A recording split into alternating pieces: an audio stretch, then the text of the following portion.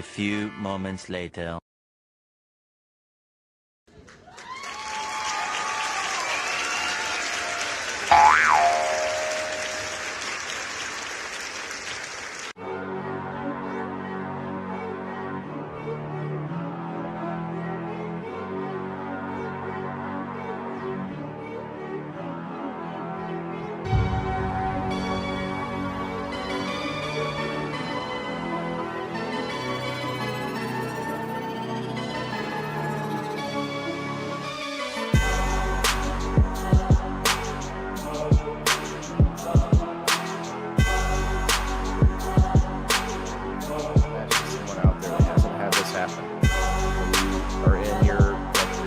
Basement or a dark alley, or you're out in the woods and it's kind of pitch black, whatever reason, and you feel like you're being watched, don't you? Like, I don't know about you guys, not always, maybe not as pronounced all Here's the the thing time, with addiction is that's never say never, because when you're an addict, not all the time, sometimes you'll do shit. You know, like I never say, oh, I'll only do that, I'll never do crack. I believe this isn't available, this crack might be, you know what I mean? You gotta do something. So, you know, it's just that's why people say my drug of choice. It's hard to say you're addicted to one thing when you're just addicted to chemicals in your body. Like any other substance is gonna work for the first time I agree with you. No, I'm up for it. Thanks for having us. Well, we like I feel like that's science. Like that's like full on science, whereas paranormal is definitely not 100%. Specific porn was brought up, and we can laugh about it, but it's actually a website or just a Facebook page. How do we find you? Race in general. How do you find us? At And on Facebook. Yeah, like you said, informal definition is enthusiastically devoted to a particular thing. Like we've been doing it every Friday for 2 years now. Big turnout to awesome prizes. Yeah, fun. A little bit of comedy, singing, acting. I like that. You guys have a. So I was without my medication for almost 2 years. What was the word? That's something theatrical way about you, and that's kind of a lot of how I. So you pull all that in, told, the miscarriages, the abusive relationships, the horrible. I mean, I would. You know, it should be required. One of them required credits. Plain and simple. The shit we do to our kids. Balancing a checkbook, learning how to do the dishes, learning how to fucking unplug a toilet. You know, the hot and cold knobs. There's certain things that trade schools that we don't learn anymore because we push college. You know what? I don't need to know X minus Y times 7 to the 8th power. That's how much growing up in Illinois every year. Justin's gonna just sit here bagging on me the whole time. Every comment that he's made has been about my fucking glasses. Like, he knows that I don't watch the comments as much on this. He's like, everything going on, so he likes it. I would be like, as soon as you got home from school, you think whatever minute you're gonna do something crazy, you want to chuck the shit on that. Boom! And then you're out so late, it was dark out. The attitude approach to healthcare rather than sometimes people are substance like, yeah, I like them. I enjoy it with medicine. I'm really into mental health right now. You take the lead bag, the big yard lead bag, I only have one of them. And just go, yeah. You know what they have now? You know what they have now, guys? Okay, two things. They have trick-or-treating. Something's up to it. And this seems like it's a place to it. So,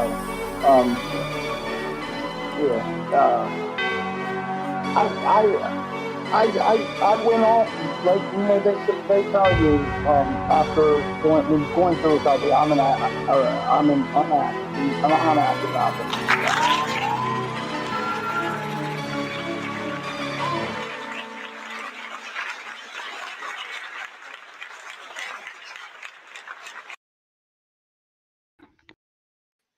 All right, everybody, welcome back to another People in the Boxes. It's Thursday night, 5/18/2023, y'all, and we got a good show for you tonight. People in the Boxes, as always, a show that asks you to come up and share your experience if you want. Share it in the comments. Definitely hit all those reactions for us, guys. Share us out if you can, since I can't. And definitely sit in and grab a drink, relax, and chill. Hang out with us. We're going to have a good conversation for you tonight. And as always, we got all of our awesome co-hosts.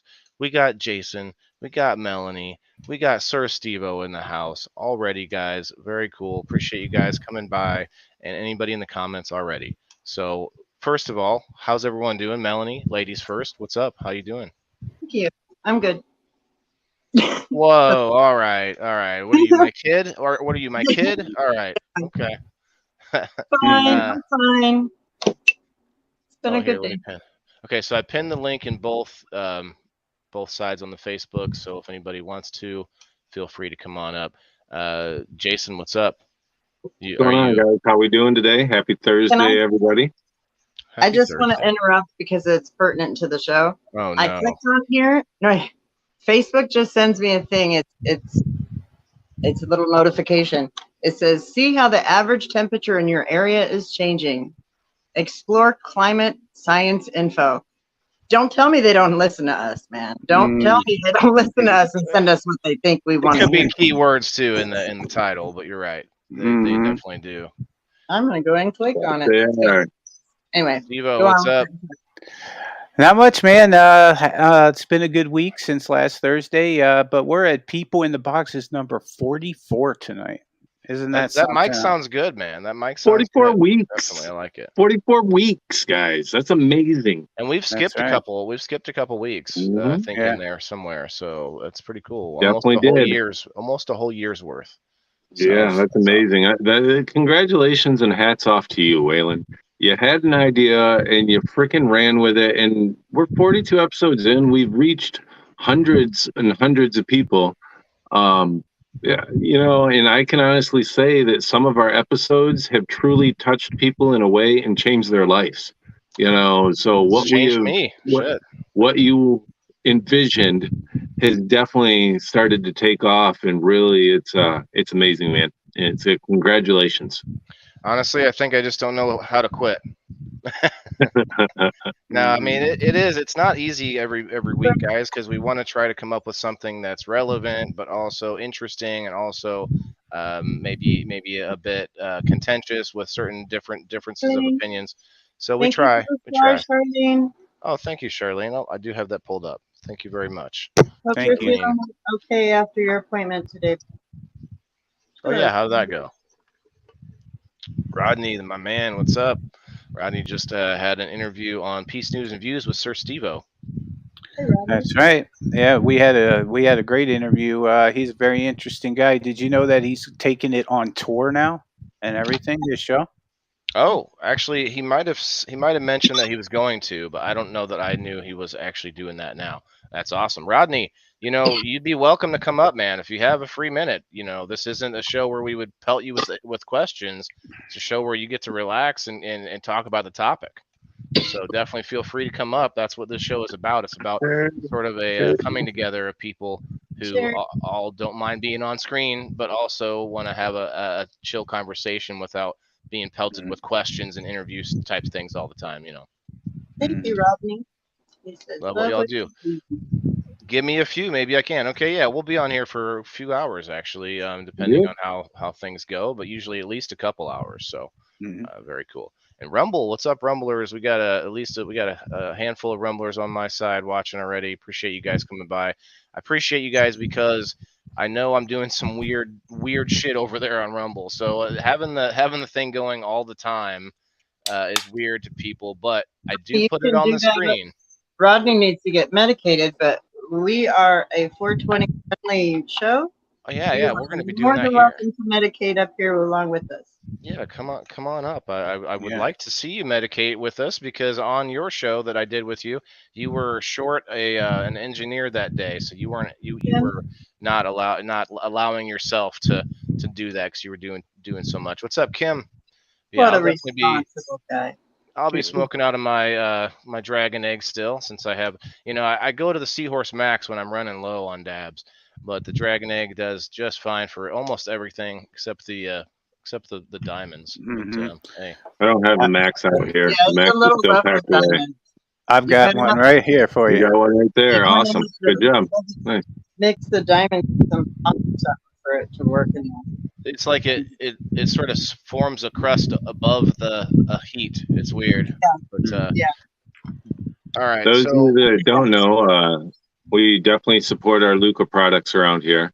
Every single one of us here on screen support Luca 100%. And Waylon, I think you got a discount code for Luca, don't you, there, buddy? Yeah.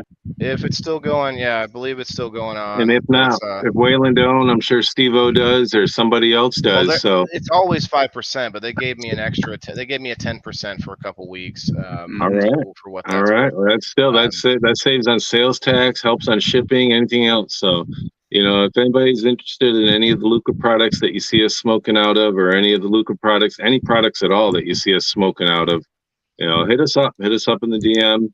We'll get you a discount code and point you in the right direction. Yes, sir.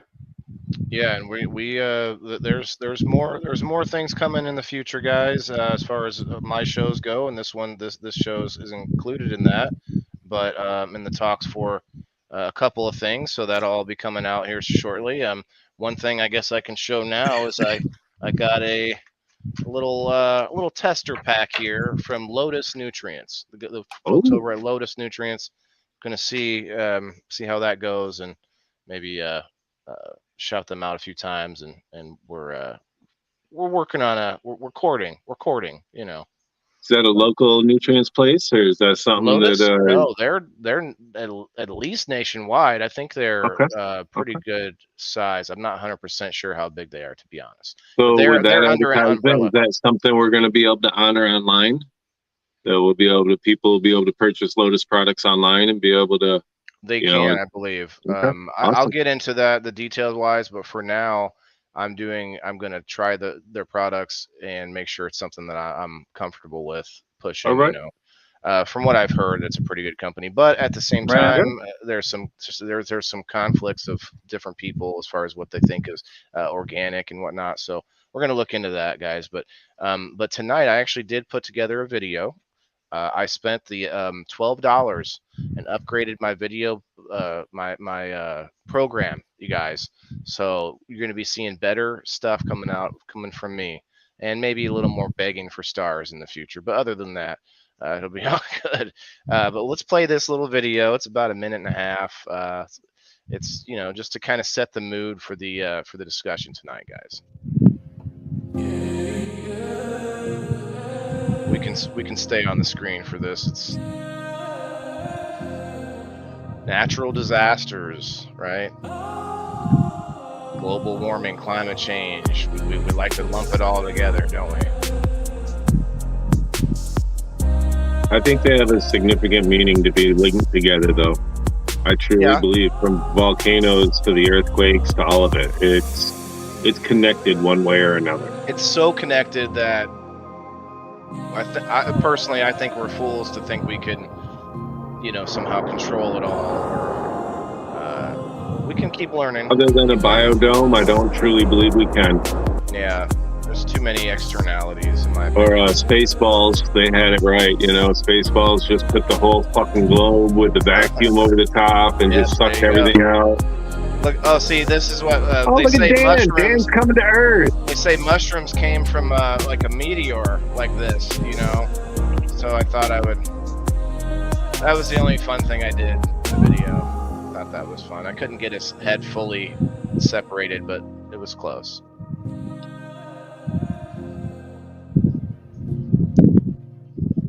Painful this time. I won't be here for the whole show. Just want to check in. Invite a dozen Sorry, Charlene. Thanks, Charlene. Oh, painful. Harry, thank you for the tags out there. Appreciate it. Thank you for the stars, too. Thank you for the stars. I do. I hope you feel better, too, Charlene. I know it's not fun to go through all that. Those fibro flares are amazing. Yeah, that's a whole topic right there for sure. We can talk Yep. about. I know. I wanted. There's like so many things I was gonna say, and then I'm like, yeah, no. I'm like, yeah, pull Wrong it back show. here, pull it back, right? Yeah. Well, So let's start it out real quick. Natural disasters. yeah, that's what I was Natural thinking. disasters. Mm-hmm. First reported natural disaster that people can ever come up with, remembering, hearing about, reading about, was the Lisbon earthquake of 1755. Wait a second. Damn it. That was Why don't you there? We got a that was Facebook epic. user here. You got to give us access, Facebook user. But it was a series of earthquakes that occurred on the morning of November 1st, 1755, causing serious damage to the port city of Lisbon port and killing an estimated 60,000 people in Lisbon alone. Violent shaking demolished large public buildings and about 12,000 homes.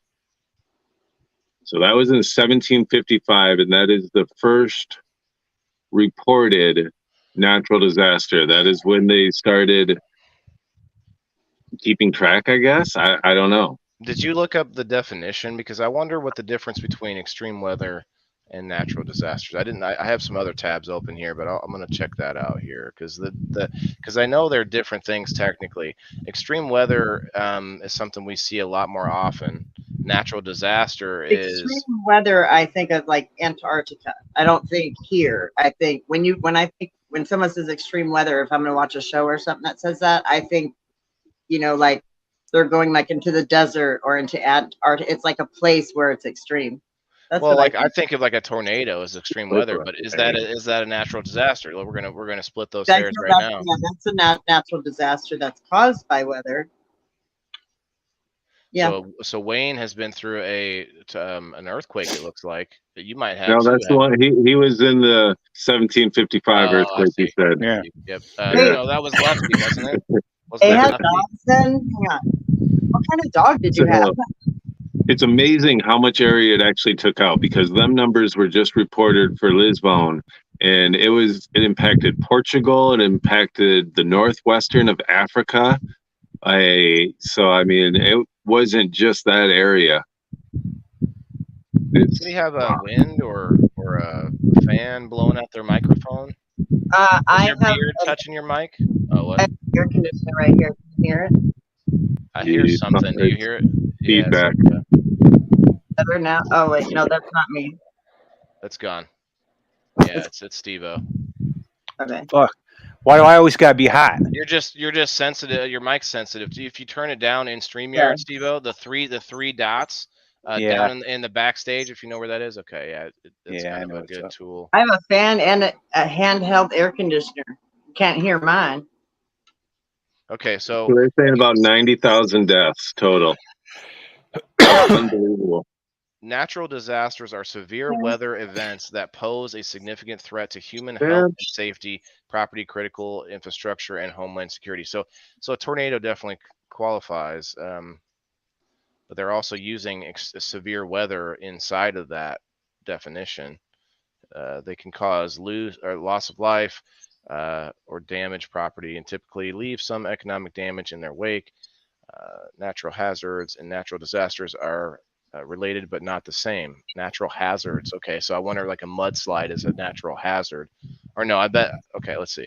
Natural hazard is the threat of an event that will likely have a negative impact, while a natural disaster is a negative impact following an actual occurrence or natural hazard in the event that significantly harms the community. I think they're just splitting hairs now. What is the? I feel like come on. We're talking about like I read it or I hear it as like a volcano that could erupt at any moment. Like that's I feel like a natural hazard. Okay, yeah, that's the hazard. And then once it does.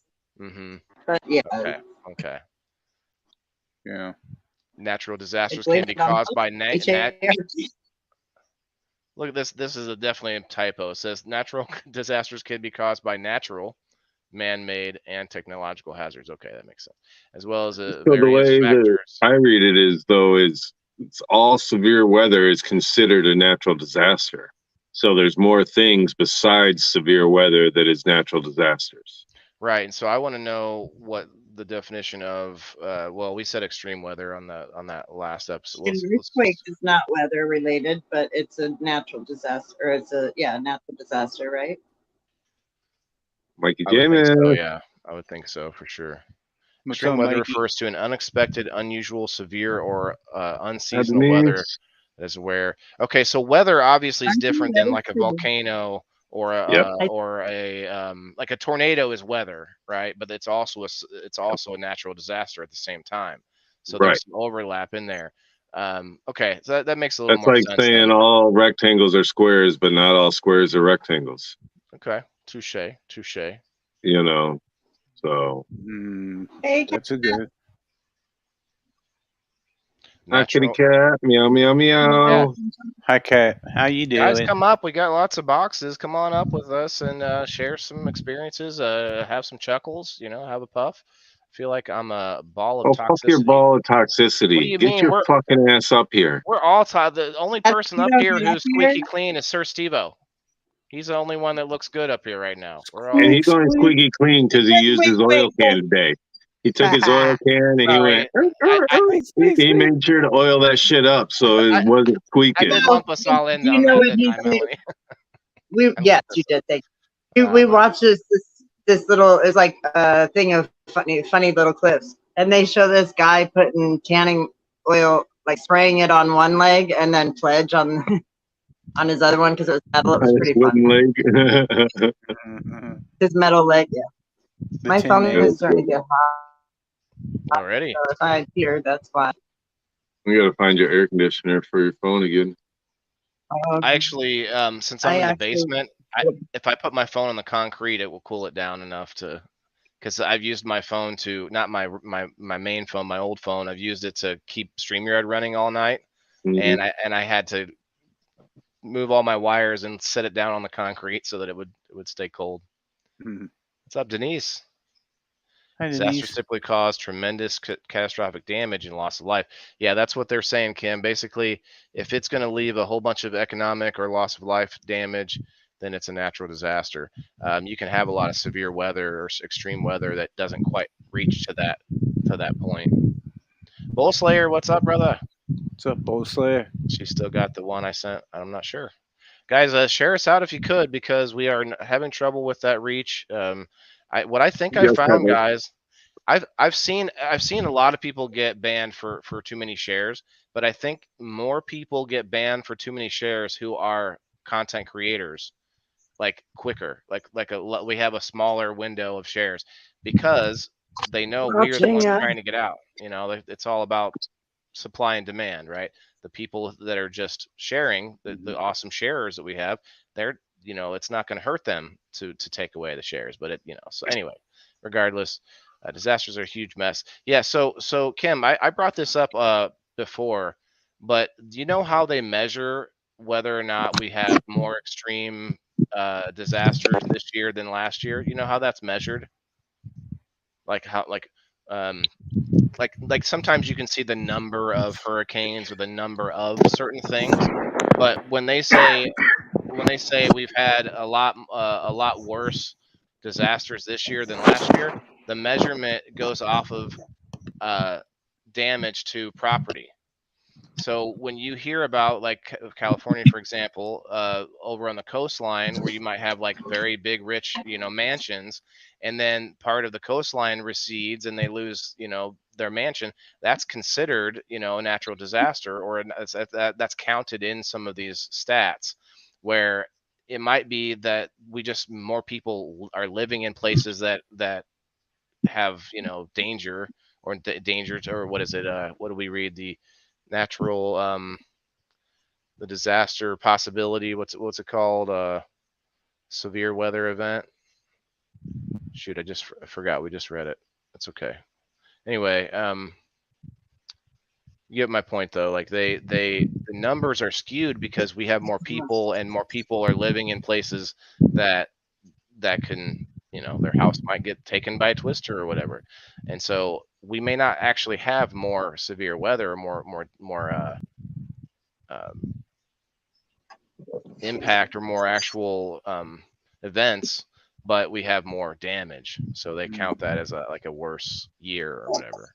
Right. I need more words tonight. Words, yeah.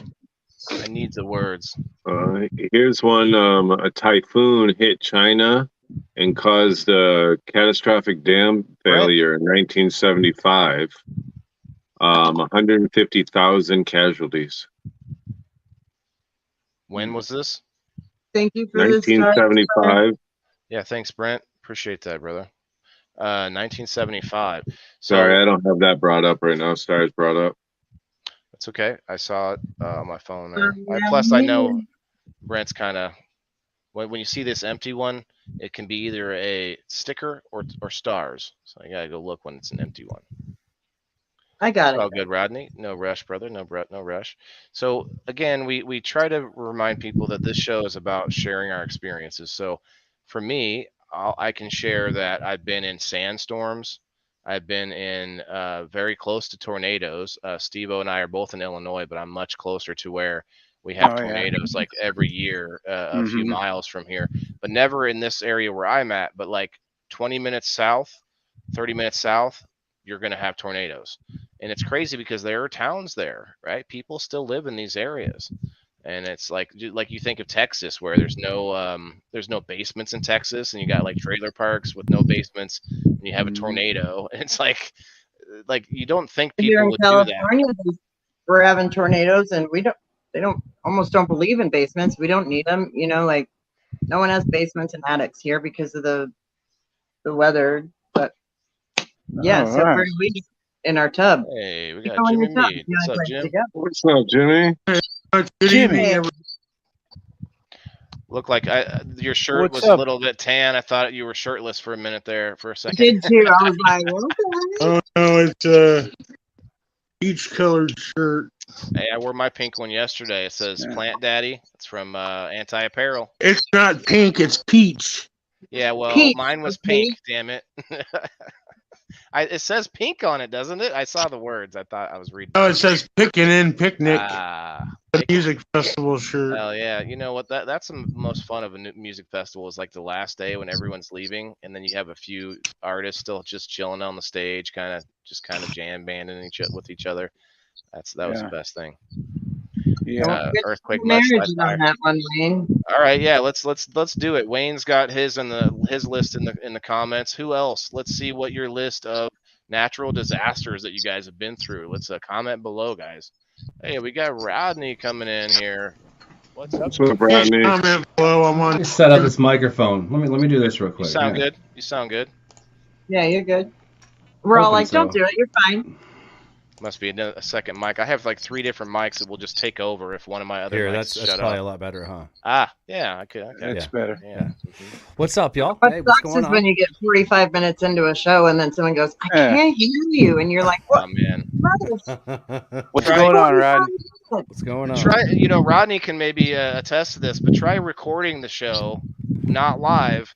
And then once you finish the recording, you find out, oh, my mic was off the whole time, or I had some really good stuff in there. Like I had a whole episode, and I still just left it where my co-host was in the same room as me, and his mic was the only one on. Mine was lit up, but it wasn't connected to anything, and I thought it was on. So you could only hear me through an echo the entire episode, but I just left it. I left it. I'm not gonna redo it, But yeah, that's annoying. Steve, I don't know what's going on with yours, but just it still sounds like you're just, or maybe that's Jimmy Mead moving around a bit. Sounds like a windy day outside. Wind tunnel. Yeah, no, I recorded an entire episode today, and it sounded like I was a blown out speaker box, so that's going to be fun to edit. And then you're like, oh man, how can I try to creatively, do something about it, right? Well, there's a lot of audio editing that you can do. Attacking, ducking, high end. There's a lot of it. And I'm not there yet. Levels, yeah, as long as you get there, you'll be able to figure it out. The one thing that I am envious of is that they have this AI voice isolation. So what'll happen is it's literally any noise. From construction sounds to vacuum cleaners or wind tunnels, it would pick up your voice and isolate it, and then you can adjust the gain from there. So it's just it's killing the fucking curb right now. Yeah, kind of like what auto-tune did to bad singers, I guess.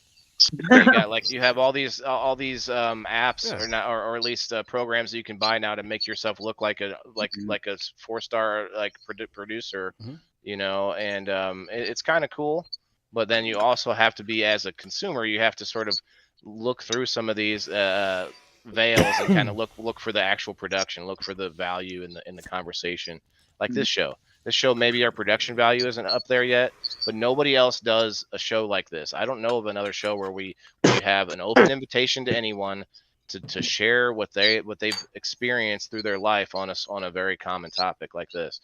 So we'll let Jimmy share his. I bet he's got some interesting stories. I just sent you a link. Look it up in your messenger real quick. So.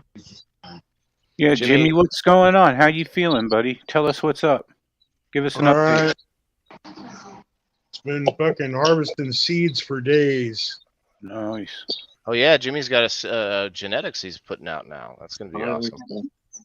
That's great, Jimmy.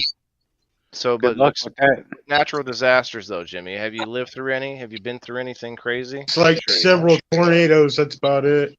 Tornadoes, man. Illinois is just a tornado freaking alley. When I lived there, I watched this one was a mile from our house. It couldn't, and then it just went the other way. It was like, and it was, again, we had a 2-story. We didn't have a basement, so there was nowhere to go. So I was a kid, just sat there and watched it coming at us, and then just the other way. It was amazing. I've seen them. We get a lot of weather that looks like get them all the there's a time. tornado coming.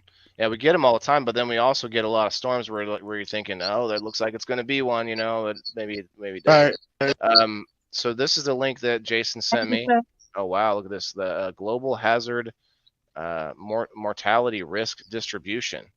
So that's insane. So Africa it looks like it has the most. I wonder what they get. I wonder if it's tornadoes. We can look that up later, but it says, yeah, that's huge right there. Almost the whole continent is a hazard. Mortality hazard. Damn. It seems as though the closer that you live to the equator, the more fucked you are. That's what it looks like, but it also looks weird, like South America, sort of like around the outside. Although the middle, yeah, who knows about the middle? The middle of South America, there's there's whole literal. I am not kidding here, guys. There are literal entire villages in the middle of the jungle in South America of white German-speaking people. Not kidding. I know that's a side point here, but it's true. Okay, let's read up here. The natural disaster is a sudden event that always causes widespread destruction, major collateral damage, or loss of life, brought about by forces over or other than the acts of human beings. Okay. Natural disaster might be caused by earthquakes, flooding, volcanic eruption, landslides, hurricanes, etc. I want to know what the etc. is. To be classified as a disaster, it will have profound environmental effects and/or human loss, and frequently causes financial loss. So the financial loss and the human loss, I think, is what we get caught up on, because Earth's gonna be fine after a little mudslide. You know, it ain't gonna care, but we are the ones that get damaged, right? Is there something further in this, Jason? That I don't want to go too far, but. Oh, the 10. Okay, yeah, okay. This is the 10 deadliest natural disasters by highest estimated death toll, including epidemics and famines. So the epidemics and famines are considered natural disasters. That is interesting. Yeah, that is interesting. This list takes into account only the highest estimated death toll for each disaster and lists them accordingly. It does not include epidemics. What? Hey, babe. It literally says including epidemics and famines, and then right here it says it does not include epidemics and famines. No, it says excluding. Oh, I'm reading that wrong. Yeah. Okay. You read it wrong. It says excluding. Well, you know, I have a lot on my mind. Okay. Yep. The list also does not include the 1938 Yellow River flood, which was caused by the deliberate destruction of dikes. Huh. I mean, I feel like they could have used a different word there, but moving on. Right. I just need to read better. I need the words tonight. Let's see. 1931, China floods. 4 million dead. Wow. July 1931. Okay, midsummer. 1887. Why is it going backwards? 1887 Yellow River floods. 2 million. It's not going Oh, it's backwards. going It's by telling, people. yeah, by it's death the, toll. yeah. All right. You know, I shouldn't have said Who's the anything. best killer You type of Waylon, thing. you are on your shit tonight. I gotta stop talking. You're all right, bro. 1976, Tangshan earthquake, almost 6,500 or 6,500,000. 1970, Ebola cyclone, in East Pakistan. Okay, 6,500,000. What the hell is that? that's 6,500,000. 2010. Oh wow, it jumps all the way to 2010 to Haiti. Wow. Only 316,000 died. That seems low. I thought that was a much bigger disaster. How bad is it that we look at disaster? We're like, oh, only 300,000 people. Like, Well, we've heard about the Haiti earthquakes for a long time, haven't we? Like, yeah. well, since 2010, obviously. But my point is, like, that's something that I still hear about. I don't really hear about any of the ones after this. Antioch earthquakes. I've heard of Antioch, but Good night, Charlene. Sleep well. Love your face. Good night, thanks for Charlene. hanging out, Charlene. Appreciate it. Good night. So, Waylon, about halfway down the list, I don't know if you got your left side content bar open. The content bar shows lists of deadliest and natural disasters by cause. Yep, up one. Want me to click the list? Yep. And that's going to take you right to that list. Now look at these ones here. That's 100,000 death toll from the river landslide, the Dadu River landslide dam. Yeah, you read these names, damn it. Dadu. That's the 1786. It was an earthquake. So Kat says because in the third world country, for them to get destroyed like that or that way, it takes them 10 times longer to rebuild than it was somewhere in the U.S. What's the because though, Kat? I think she's saying so. It's more of a tragedy that it's in that area. The Haiti because of Haiti. Okay. Yeah, right. She's answering so that. they're still rebuilding because Mm-hmm. And with that, if you go to the list right above that, 21st century natural disasters, right there, there's nothing in the United States at all. You know, but you see these in India, Pakistan, Bangladesh. Where's Katrina? Where's Katrina? Well, I mean, the reason that you don't hear the natural disasters of America being in there is because it's actually the death toll is a lot more than 20,000, and it's continuing to it's still going. I mean, honestly, everyone here has heard of a sandstorm, right? Mm-hmm. But here's the thing. There's very profound effects that sandstorms have on the climate and the agriculture here in the land, which has pushed us to put GMOs into food so that profit margins can stay, high, and they push this fake food on us. So the death toll from that and diabetes and strokes and things of that nature that were, let's say a long time coming, but ever since the 1950s and 1960s when we started doing super cropping, that's kind of when it kicked in. So honestly, if we're going to talk natural disasters, that's going to take the cake. But that's man-made, though. Doesn't matter. It's still considered a natural disaster. Yes. So well, the sandstorm is not. You're right. That's it's not man-made. Yes, so and I totally get that because it get on all our food. So it goes back to being sustainability. I think. Correct. So what the problem here is this: we have literally we've dumped so many chemicals into the ground of the United States of America that we've completely fucked the ground. Okay. Yeah. It's fucked. So we're super cropping and all of this shit, and we're making we're trying to build AI to farm our own shit at this point because everything that you get is complete garbage. Let's be honest. There's more grams of protein in a fan leaf of cannabis than there are in any head of broccoli you can get at the store. Okay. Right there is your problem. So right there, people, believing this food pyramid and buying into all of the, all of these corporations and megacorps, that's the disaster that really is, because none of the food that you eat in America is good for you. Be honest with you. You can go to Italy, Germany, England, and gorge yourself on food. I'm talking eat just a sumo wrestler's, diet for months, and you won't be sick.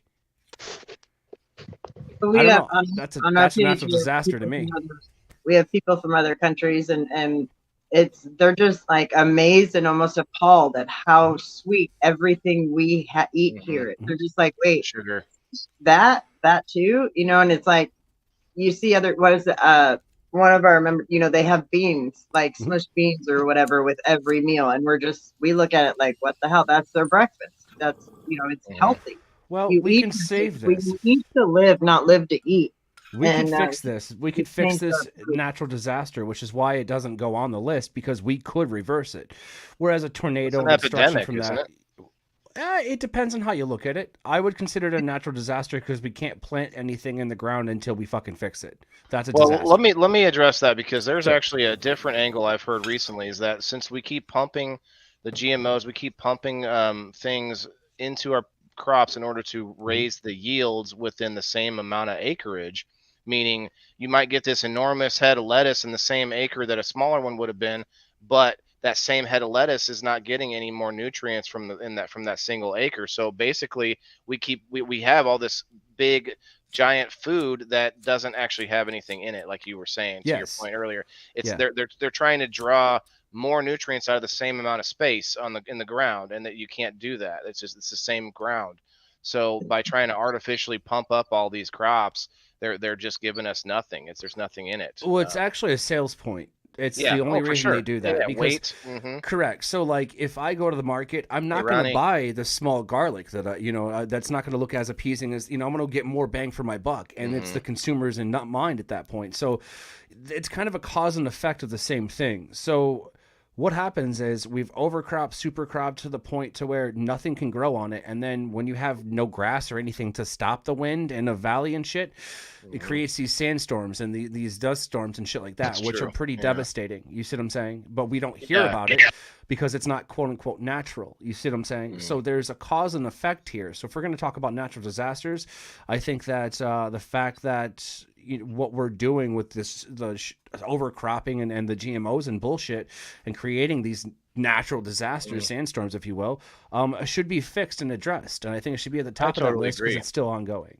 That actually came up in our conversation, and we talked about doing food as a separate show because of how much can be said about it, from different countries to how we all weird foods, from our favorite foods, and then to talking about the problem with our food, right?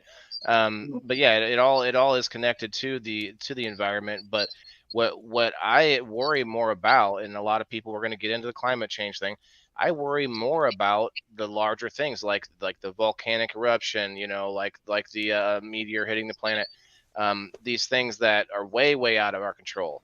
Now, to Rodney's point, there's a lot of things we could be doing in this on our planet. So that's why that segues to my next point here. People worry about global warming, climate change, but don't we remember? Most of us remember that. You guys remember the '80s? Captain fucking Planet, Toxic Avenger.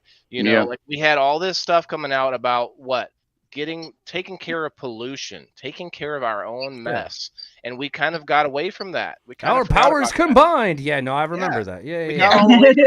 Now we're like, oh, no more cow farts. Like, there's no superhero. So did you ever realize that like the kids in Captain Planet were the same kids but younger in Magic School Bus? Huh, I didn't know that. Yeah, it's the white kid, the girl with the blonde hair, the black kid. Yeah, they're all there. Well, the typical, there's representation of each race and gender and everything. It's funny, the colors too. Their colors were a little bit racist in that cartoon, but maybe not racist at the time. It was just a normal way to differentiate. If I'm being honest, Don Cheadle's my favorite Captain Planet.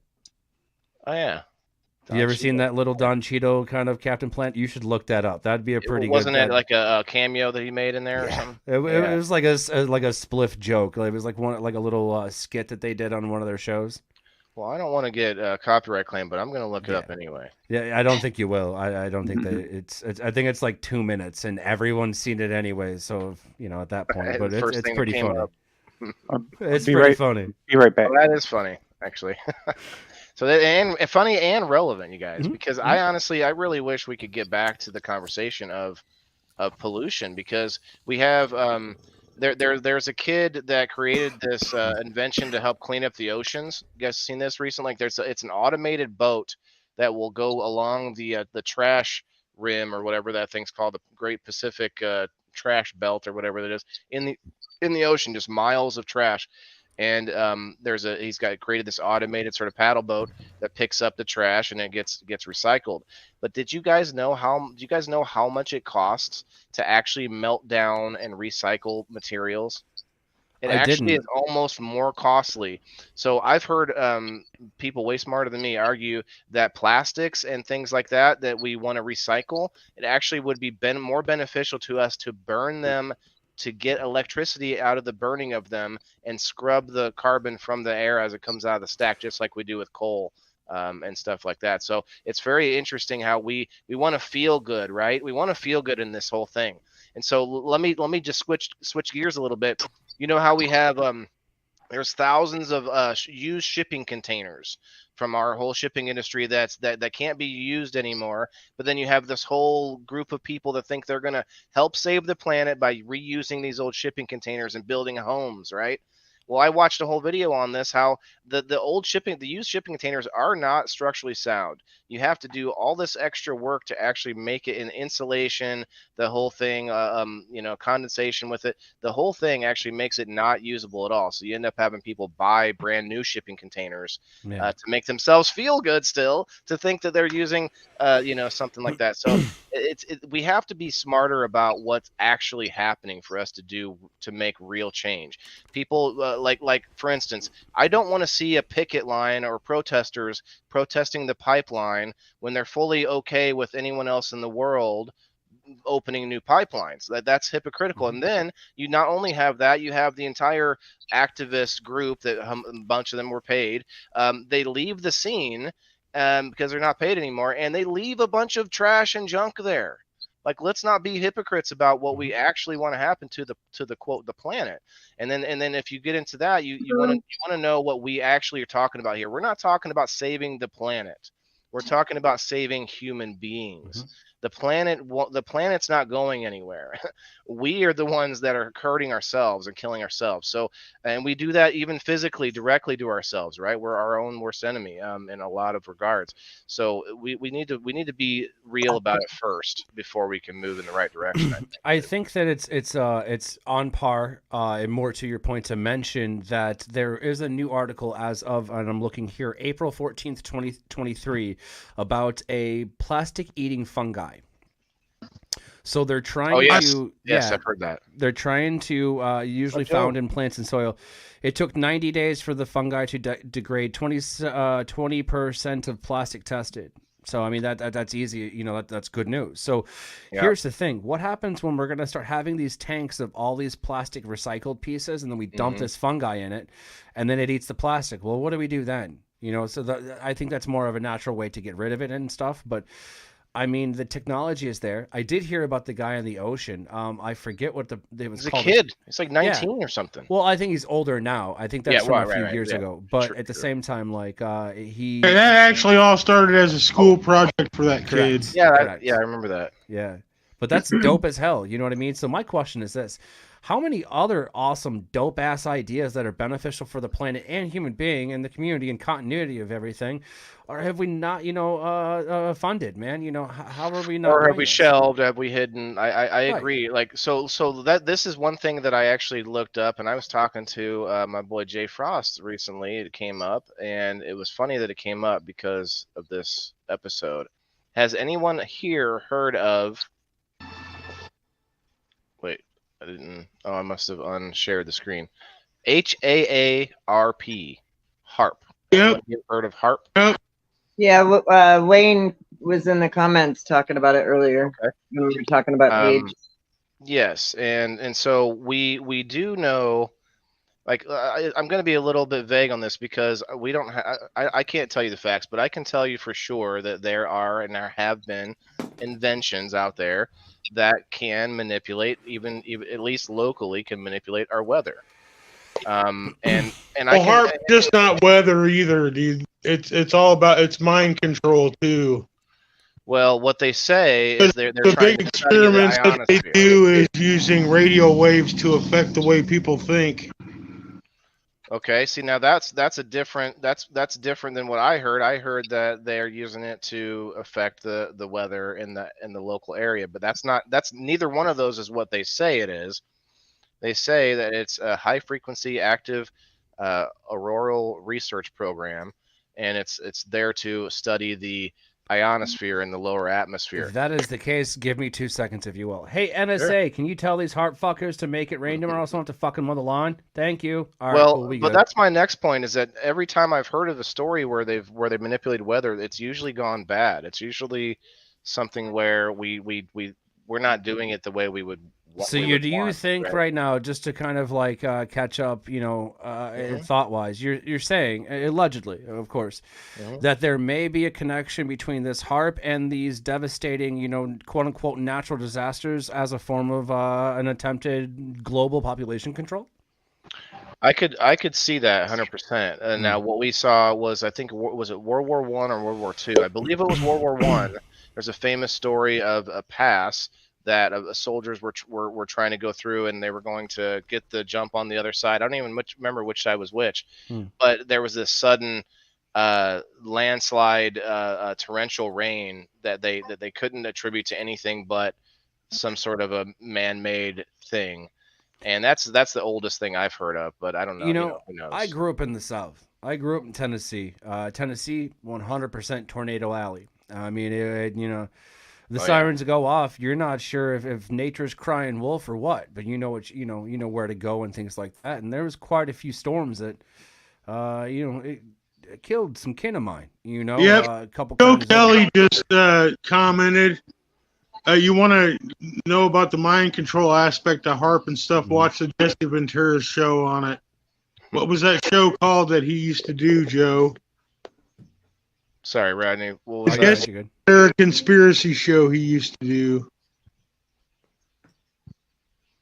Yeah, I'm familiar with that show, but yeah, we might do a whole episode on some mind control, some. Now he does a whole episode just on HARP, Neuralink and stuff. We'll combine it all together. Anyway, sorry. Go ahead, Rodney. No, you're good. I'm just was gonna say that I've watched a storm jump over an island that I was on in South Carolina. Just torrential downpour, tornadoes, lightning, everything you could think of, and then it just jumps over the island that I was on. It goes out to sea, and then I watched one jump over my house. Come on, Jimmy, let him. You're right. No, it's insane to watch it jump over the house. I've literally a half a block tornado east of me it went up, and then a half a block behind me it dropped back down. And then it went on to destroy Morton and Washington. Ooh, that's devastating. That sounds like natural, though, man. I doubt there's some government person saying, "All right, we need to skip over Jimmy's house." You know what I mean? Well, maybe. Oh no, I'm not saying that was controlled, right, at all or anything. That's still interesting, though. I didn't even know that was a thing that storms could do. Oh yeah. So that's what that's what I was getting to. At what point do we draw the line in the sand and say that this is manipulated and or artificial or this is natural? It's right. It's like, for example, it's like AI today. So wait a minute, let me type something up. Oh wait, da da da da da, and then you kick it to wherever, and somebody's like, oh, AI write that. I'm like, so wait, let me get this straight. You're gonna use artificial intelligence to test my shit for artificial intelligence to tell me that I used artificial intelligence? Tell me how that fucking works. And it's the same with weather. So it's like, wait a minute. So you're going to look at the weather, tell me that I just don't know. How do you tell fake weather from, I guess, AI weather at this point or some shit? The only, I guess, to me, thinking that weather is very unusual for the area is much easier to tell than all the hysteria behind the people who talk about how 20 years ago we got way more snow in the winter. People who are trying to extrapolate the climate change. Now, in my opinion, the climate changes. It's always going to change. It's never going to stop. The climate is supposed to change. It's not going to stay any point. Like, that's just ridiculous. You wouldn't want it to. It's exactly what Joe was just commenting. He's like, you can't really say if it's real or manipulated. Now, hang on. There is something to add to that, though, and this is fair to say. All right. So there have been numerous videos about people taking snowballs and trying to light them on fire, and they burn black and all that shit, and they say this and say that. The reason that happens, and it's a very simple explanation, it's because of the amount of fucking microplastics that we have in the water and shit that we drink. You know, we've polluted oceans like that and shit like that. So, of course, small enough molecules, that are in that's going to happen. It's unfortunate. You know what I'm saying? Shit, So they're finding microplastics in our blood. Correct. Yeah, and that's that between that, the plastics thing, and also the fact that almost all plastics, even what we think are dishwasher safe or whatever, those are all still leaching into our stuff. Let me tell you, as a professional chef, the only thing that you should be cooking on is fucking, a hard ass rock, seasoned correctly, iron, cast iron. Yeah. I have a cast iron. I started getting into it, but then I way too many. stopped. I have one called a Blue Diamond now. It's not Teflon. Okay. It's a different type of surface. I don't know what it is, but so to that point, guys, that's why I'm really interested. Ceramic. I believe those Blue Diamonds are ceramic. That's okay. Makes sense. But I don't know where Dan's at tonight. But my friend Dan, the Mushroom Man, you guys mostly know him. We go on and we'll do podcasts about space, and when they do a launch into space and stuff, I'm very interested in that because that's one way that we can sort of make up for what we're taking from this planet. Instead of taking more resources here, there's all sorts of ways we can get things from asteroids and whatnot, and eventually we have to do that as a species. But it's not maybe a long ways off from now. There actually is this is a side note about oil. But there's a theory that some have out there, maybe with the wild flat earthers or whatnot. Speaking of oil, that oil will never go away. That it always replenishes or that always, like the Earth's oil supply, replenishes itself. I've heard this, but I don't know. I don't. Tell the fuel companies that, so they stop charging us $10 a gallon. Right. Time out. Did my man just take that entire syringe of RSO? Oh yeah. No, that's a 500 milligram syringe or a 500 milliliter. Yeah. It's still good. I only did about 100 milligrams out of it. Okay. I thought my man just took that to the dome. I'm like, he's going one place. That's Jimmy fucking Mead, man. He could probably do it. He could probably do it. I'm not doubting him at all. I'm just saying they're like. I do one of those five. See, told you. Yeah, exactly. I knew. I got blasted. I like that guy. And what Jason's always like, as he watches me put it on candy and then put more in my mouth and on my finger, he's like, "Good night," and I'm fine. It's my normal. It doesn't do anything for me. I actually haven't had RSO, but like edibles in general. There is. Speaking of which, is medication. Let me see what you got. Some gummies. No, I was trying to look at the logos. I like some of these little designs and shit. Is that a bull and a bull and a bird? And a bird in a pot. There's a bull. Hey, there's a bull and a. I got this little rig I just got, Waylon. There's a bird there too. I don't know what that means. Yeah. Let me pull you up there, Jimmy. Let's see that. But they're full spectrum resin gummies. Is that a recycler? 100 milligrams. It kind of looks like one, but it's not. It's just a little bong. It's got a percolator in it though. It hits really shower perk. Or is that shower perk? Or octopus or whatever they call it. Yeah, it's octopus style. Yeah, I like those. I like having water filtration. I don't like to hit anything dry anymore. And those don't get clogged as much as the shower perk. I mean, if you were living life right, you never hit anything dry, homie. Okay, touche. Well, I think I should just leave that. Bats in the Belfry. All I can think of is that movie, Scream. Was it one of the Scream movies where? Never mind. Cat, what's up, Cat? Hola, ¿cómo estás? How are you, girl? Cat, how are you now? Meow, meow. What do you mean? How are you now? Did you have your noodles? That's what you say. Not so bad. You? Meow, meow. Your hair looks lighter. Did you do something with your hair?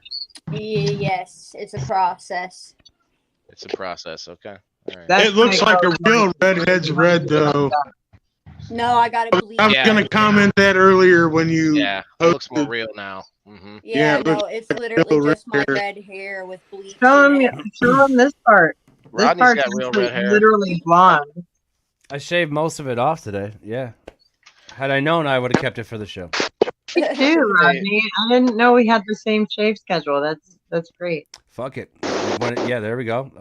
Listen, I learned from the best, okay? I just want to tell you guys, I'm so extra relaxed in this episode tonight. You know, so stress free.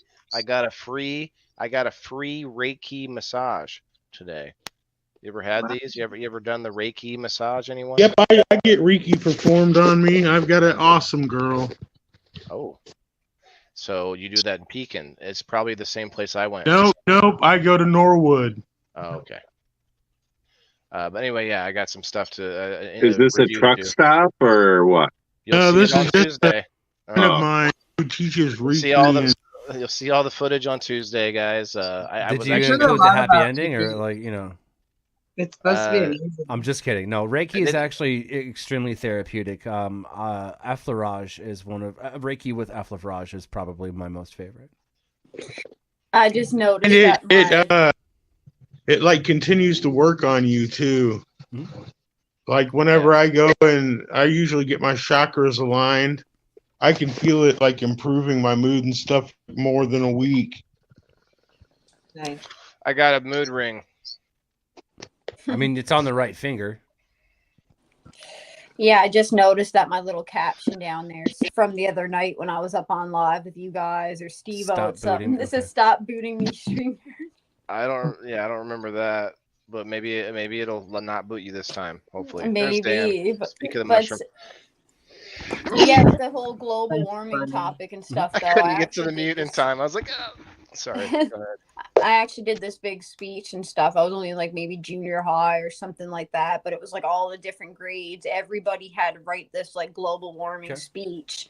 And then out of each grade, like one out of each class or something, or out of the 3 or 4 grades that there were, like got chosen as the top 3. And I was in the top 3, and then we had to go on and do our speeches in front of like these, I don't know, teachers and whatever they were, like school board people and all this type of shit. And I actually ended up winning with my speech for global warming. And anyways, like I said, you probably remember it, don't you? You got it. I can remember a nice amount of it for sure. Well, you can't tantalize us with it. You gotta kind of like jump on it now. You can't do that to us. Oh, well, hello. Hello, lady. Meow meow. Hello. Don't you love when that Daniel. happens without warning? It's great. Yeah, no. Bye. Peace. Oh my God, Waylon, stop. My hair is literally 10 different colors. Like I wasn't even gonna come up here with this going on in my head. It's the taste the rainbow. Let's hear about it. It's gonna be blue. Oh wow. Are you serious? No way. I've kept the red now for the last like 2 or so years, the longest I I've kept make it. fun of blue-haired people. Oh my It's gosh. like- Wow. Preoccupation of my life is making fun of blue-haired people. Oh wow. Well, You're going to be on the top of the list at that point. You can, Jimmy. It's okay. It's Jimmy. So Kat, let me ask you this one question. Fucking big screen. Is it global warming or is it climate change? Well, is it it's global warming really. or is it climate change? What is it now? What do they call it now? I don't know now. Like I said, See, this is when I was in like junior high. But religious global cult. warming causes climate change. Climate change is, what people will try to say global warming is, but no, a very high change in temperatures and in the things that are happening, with temperatures and climates. That's different. When it's just these little changes, like year throughout year. I think it's pretty normal, as you guys were talking about. But when you see something that jumps, like 10% or something within a year, then like say for degrees, like here on the island we had last summer, it was like 30 odd, or the summer before 30 odd, almost 40 degrees, which we never ever had before, but I can't say, oh yeah, that's just global warming. Like it wasn't off summer and we definitely had some weird weather going on, but I feel like it's just normal climate change. And sometimes they added a new term. They call it anthropomorphic climate change. Well, are we forgetting that the Earth rotates too. That's And what they at do one point in to time, discount people that Australia look had at different weather than it has now. Right, but that's Everything why is they added. geological evidence as to climate change. Right, So so anthropomorphic. that's why they added that in, because that gives them the out to say this is the part that only humans are connected to the cause of. Yeah. So, but that's just kind of a No, not necessarily. So there's a little bit of things that are some indiscrepancies in all of this. So global warming leads to climate change. Excuse me, climate change and global warming walk hand in hand. Okay, it's inevitable. Right, everything, it all operates in cycles. Not necessarily, no. So it's all inevitable. You can look at evidence over thousands of years and look at warming periods and cooling trends and stuff like that, and we are like spot on for a warming trend right now. Geology is definitely it's there. However, that information is speculation at best because of what we can prove. Okay. Yeah, but they're using hard data though. Geology is newer science. Go ahead. But it's not a fact, though. It's still yet to come. It's well, not there's a one fact. thing It that you're all hasn't missing, and that's my point. This is what I'm trying to say. The one thing that people aren't taking into account is the fact that there are more people on the world today than back then. You understand? The problem is it's people and polluting that are further progressing at astronomical rates. That's why you see a 10% increase in pollution each year. You know what I'm saying? Because there's a lot more people. There's 8 billion people on the planet. All of them shit. All of them fart. All of them litter. All of them smoke, and things like that. None of them want to recycle. And if we do recycle, like we were talking about with the fungi eating, plastic eating fungi, we don't know how to do it properly. There's microplastics in our blood. There's plastics, in the snow. We can't eat the food in the United States of fucking America, and so all of these things considered, it's almost astronomical to say, well, global warming and climate change. No. Those were going to happen regardless. They're just not going to happen at such an exponential rate because of human beings. You know what I'm saying? So that is the question mark. We don't have that number yet. Well, that's just it. It's never going to be there. It's not going to be an actual, number that we can actually put, a pinpoint on. And anybody that's saying that's incorrect. It's pushing a narrative. Yeah. Well, that's my point. Is that no matter what, like if like the what was that the climate change accords or whatever, their whole thing was that if we participate like we're told, which was always done because America would pay and then other countries were found to not be participating. My point is that whole accord was bogus because if you read it, they say if everything's done the way they want, it will only slow the speed of the heating. So they want us to be all at carbon zero, basically back into the Stone Age, but yet that's not actually going to do anything. So my point is the bigger worry. Hold on, the bigger worry though, in that 100 years that they're talking about, we might raise a global temperature of 1 degree or something, and they think that's a bad thing. But geology is showing us that the Earth has been much hotter than it is now. Normal Earth temperatures is not right here. This is not normal Earth temperatures.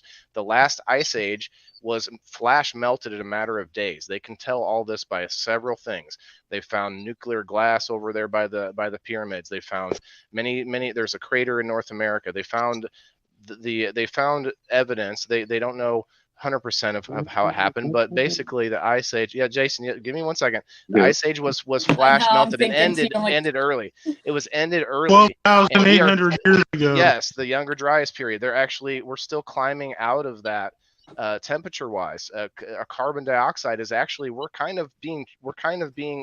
very low on carbon dioxide. We're kind of deficient in carbon dioxide on the planet as far as the normal. But again, there's no normal. There is trees. It's pretty simple. I want to see some facts on that for sure. I don't know. I mean, we can look at Randall. Let's talk to Randall Carlson. I mean, if I could get him on the podcast, it'd be great. But like Rodney was saying though about the population and everything constantly expanding and causing all the that stuff alone, and then with all the extra just natural I guess carbon monoxide and stuff that we cause, and then with all the fossil fuels and stuff. But when you're getting these, so go ahead. Sorry, I keep cutting you off. Go ahead. No, I was just gonna say, but when you're getting these places with these super high populations that it's never ever had before, it is surprising to hear if our carbon dioxide or anything was down, because it's like, we're after going up billions of people in the last however many years. Like, it's pretty. Their whole narrative, though, is the carbon dioxide level is really high. And actually, it's not. We barely can support the life of trees. Our carbon dioxide is so low. We're sitting around 400 parts per million. Well, you guys are missing the point entirely. I mean, because here's the thing. Let's go back to population control and the whole theory of HARP here actually manipulating the weather in order to curb the global population. If that is the case, then it wouldn't be far to say, for these people to tell us what to do and what not to do, because honestly, you're on a shrinking island that's filling up with water and a globe floating in space. There's only so much we can do, with the sun expanding constantly. Correct. Constantly so expanding by the second, by the millisecond, it's expanding. It's inevitable. There's nothing that 10 we can billion do. years. However, what we're trying to say is this: pollution is bad. Duh. Don't piss off Captain Planet and Mother Earth. Agree. Okay? Yeah, right. We need to figure out ways we can reverse this, because we can't reverse everything. We can't take back every carbon footstep. But that is impossible. Okay, that is absolutely impossible. Not if you kill a lot of people and buy up most of the world's farmland. I mean, there's that's where the reset button comes in. Well, here's the thing. Hang on. And that's So why the ice age population control is thought about like this. Well, hang on a second. What 2 times in a person's life is the most expensive? When they're born and when they die. That's just good business to a corporation or a country or whoever you think is controlling the world. So if that's the case, we need to make room for people to have new babies. So we got to kill off people with natural disasters There's where or the whatever. theory of the Bible comes in with Wayland. Exactly. I think that happens on a natural basis, Rodney. It's called. There's a theory called the cataclysm theory, where the planet, we've been to this population level many times before, several dozen times before, but we run into a The oil refineries and the oil refineries and the fucking nuclear power plants. Once we wipe ourselves out. We have Also some kind of, and that's where the nuclear. Yeah, that's where the nuclear reaction happens, and we find shit everywhere. That's why there's still radiation everywhere. It could have happened. But like solar flares, asteroids, like there's a lot of things, not just things that men are doing to themselves or people are doing to ourselves, but there are also things that we found that our planet actually every I think is 10 to 20,000 years, every time our planet gets close to this asteroid belt in our solar system, there's a chance, it doesn't always happen, but we sometimes pull one in. And that's a theory, guys. It's a theory where maybe that's where the dinosaurs were destroyed. But we have found human skulls, the same exact shape that ours are today, 250,000 years old. And now the reason that matters is because Neanderthals and all the different types of humans before that have different shaped skulls and all sorts of different things that you can tell why they're different. And so, and we think, and I can, hey, what's up, Keisha? I might piss off some religious folks here, but there are Welcome to the chat. Yeah, come on in. There's some intensity going on today. But there's a lot of theories as to like some of the biblical relics might just be technology that was passed on, like that was surviving technology from the previous. And the Bible, to me, has been a story that seems like a good way to restart a population. It's a whole collection of moral stories to like sort of keep you in line in some way. Peaceful cohabitation is what I've always said the Bible is. It's a guide. I want to point out. Yeah, it's all it is. I want to point out Dan's comment. You guys sure do say a lot of things that have little basis in facts. And Valerie says, go up in the box. I agree. Come on up. Come on up, Dan. This is an opinion and a thought show. If you have facts, please come up and share them. I love it. I love it. Let's hear your Dan, facts. the mushroom sassy man. We've seen him falling down from space earlier in the beginning. Those of you that have been here from the beginning. So yeah. I didn't know I was writing a research paper. But no, remember, guys, this is an opinion-based show. This opinion-based. If we got facts, facts are great. But we really want to base this show on being able to sit here, have a conversation, have a smoke, and tomorrow being able to do the same thing. You know, there's how one anybody's butt thing that being we hurt. could do. There's one thing that we could do to solve a lot of and alleviate or abate the symptoms of a lot of things that we've discussed, aforementioned in the show, and that's called a thing called phytoremediation. Basically, we need to remediate the soil that we've ruined, you know, across the globe. Oh, for sure. Grow more fucking weed, grow plants in it, Yeah. grow whatever that'll help remediate the soil, and that's gonna Grow some help us trees. a lot of things. You know, it's gonna slow down global warming. I mean, that's the truth. You That's know, why I think indoor farming is the way to go. I tell you what else will that would slow be the down global exact warming? opposite, actually. I was just gonna say, I think Yeah, it'd no, be the no, no, no. opposite. Grow outside is the point. That's the whole fucking point. Yep, If you yep. grow inside, it's absolutely being, you know, it's oxymoronic. Wrong. I'll That doesn't tell you make why. any sense. Okay, let me speak. Let me Okay, tell you why. sure. We Let me hear this. we literally clear hundreds of thousands of acres of rainforest every year to Mhm. grow more what? Human engineered plants. A lot of our vegetables that we grow, not the GMO ones, but regular vegetables that we grow to eat, are not normal plants. They have been hybridized over a long period of time. A lot of them have been. I can name a few. There's no but- original seeds left, but yeah, continue. Okay, but that's my point. Yeah. Is like I want nature to be natural again. Well, if you want we nature to be literally are natural, clearing- you can't grow that inside of a building. Dan, I would Well, really love food to come up. sustenance, yeah, but not. You're talking about. There's two different things. Feeding people is not necessarily. I didn't say that we had to nature. feed people from this. I said that we just need to grow plants and revitalize. Well, I'm not talking about ergo growing everything. phytoremediation means Okay. taking acidic soil, chemically burned soil, shit that we've ruined, and growing crops such as cannabis and blueberries and bamboo and other, you know, plants that will help put nutrients back in the soil by Yeah. pulling out the toxins. I don't disagree You to that. cannot Putting do life that in a back building. into it, exactly. No, you said. No, I'm totally why on can't you board do with both? that. Matter Why of can't you fact, do dude, both? I work for a company that can remediate your land in 6 years. You can do both. Yeah, I'm ideally, not saying. yeah. I'm not That's my saying point. to So if you pave could the flip that in outside. 6 years, if we did that across the board and made it, you know, a statute that these large companies, if they want to buy up the land and do this and do that, they have to do, you know, what he's saying in 6 years. Just imagine, you know, the stuff that we can slow down. You know, just imagine the tsunamis that we could stop. Just imagine the dust clouds we could stop. And then once the soil is great, imagine the crops we can grow. Imagine how much healthier people would be. Crops are not. See, And Waylon, what you you're can do saying both. is, You can do you know, both. if you're doing the indoor farming, then you're not, you know, cropping down all these places from outside. You're not taking away Exactly. from like You the got to build the rainforest. So buildings, don't you? there's different sides In of it, places you where know, for yes, but you sure. can build lots of buildings, Rodney, in places where people don't want to live and where plants don't want to live even. Well, So that's you could what I'm actually saying. you could You can actually really remediate take the a lot. land. Yeah, and and you can actually terraform land too in that respect. But You my wouldn't point have is, to because it's remediated. Okay, Terraforming I'm not is disagreeing breaking with it down, remediating man. land. There's nothing wrong with doing that. I'm not saying that you shouldn't remediate the land. I'm So then what's saying your that point? I'm saying that you can also farm vertically in order to let nature take back over in some places. But what I'm Talking telling about you, you're talking about thousands and thousands of acres of corn in Illinois. You're Correct, telling me that's correct. good for the planet? You're telling me that's good? yes, That's not good. and I will explain it again. So look up phytoremediation. Please do, okay? Because through phytoremediation, we I don't get the have to concept. grow up. We can grow out. We can use that same land. It's like recycling. It's the best thing that you could do, okay? If you did that, there would be no, you know, need to grow More and more vertically. people. More and more people. It doesn't More and more matter. You, I mean, so people we should know live that- vertically instead of okay. To live vertically. Living vertically is different than farming vertically, bud. I know. I would So- rather farm vertically than live vertically is my point. Do you want to live on 100 and 300 floors up or whatever? I don't. That's just So like then what is one or the I, other. I still miss the point that you're trying to make. That's what I'm saying.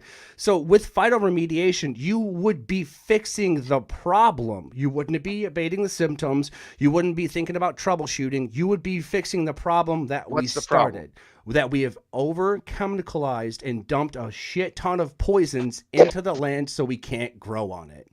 Okay. Now my problem that I'm talking about is the fact that we continue to use the land on the planet that the most people would want to live on is also what? Farmland. So if we could use land in places where people don't want to live as farmland or inside buildings, underground, whatever you want to call it, to feed people, then more people can live with nature in places in nicer, better climates, and instead of having thousands and thousands and thousands of acres of like corn that's not good for us anyway. Corn's not good for people, and it's not great for us. It's just calories. It's just Dan, calories. this isn't off topic at all either. We're talking about replenishing the earth and about how you could actually. No, I'm sorry. Dan's comment about saying we may as well. We're completely on topic. We're talking about how you can actually help the earth or what things you could do to help with, the mistakes that we've. Global warming wasn't even the topic. It was natural disaster was the topic. Well, climate change was in the title as well. It was global warming. But the reason I changed it to climate change is because it used to be called global warming. Now they had to stop calling it global warming because the planet wasn't always warming, so they had to change it to climate change. Now, debunk me if you like, but that's what happened. They had to change the terminology to fit the times. Now, Dan, you're still welcome to come up. I mean, you're getting really nasty in the comments, but let's hear it. What's he saying? Get nasty on screen. We're already doing that too. So, No, you guys aren't. I think you're both honestly trying to say like the same thing in ways, but you also have a little bit of a different outlook. You know what I mean? It's like you're talking about land that's not. I'm talking about population control in a way that doesn't kill people. It's in a way that. So how does that? And so maybe I missed the point, but I wasn't talking about population control. That's the thing. I was talking about phytoremediation, which is growing what to feed that population, to make food, real again. I'll be honest with you. I've been on point the entire night, and with that, I'd like to add on. When I called you out and you sidestepped and then tried to make it about vertical growing inside of a building, farming indoors, and I'm population, called the indoor farmer. That's none of that would actually do any good, because here's what I'm trying to tell you, and you keep making the point of where people want to live. With all due respect, and I say this with all due respect, you have no fucking clue where people want to live. That is the truth. Because fact of the matter is, people are going to want to live with 5 things: food, shelter, water, sites. It depends. You see what I'm saying? My point is, I fucking do. There is a shit ton of land we haven't even discovered on the planet yet. Okay. I would agree that people need to go to nature and walk through the trees and take your fucking shoes off. Can we not do both? You're like in a prison of 2 ideas here. I'm talking about yes, yes, definitely. Because if you want to remediate things, to do what you would like to do. Now, hang on. Here there is a solution. You can here. do both. What do you mean?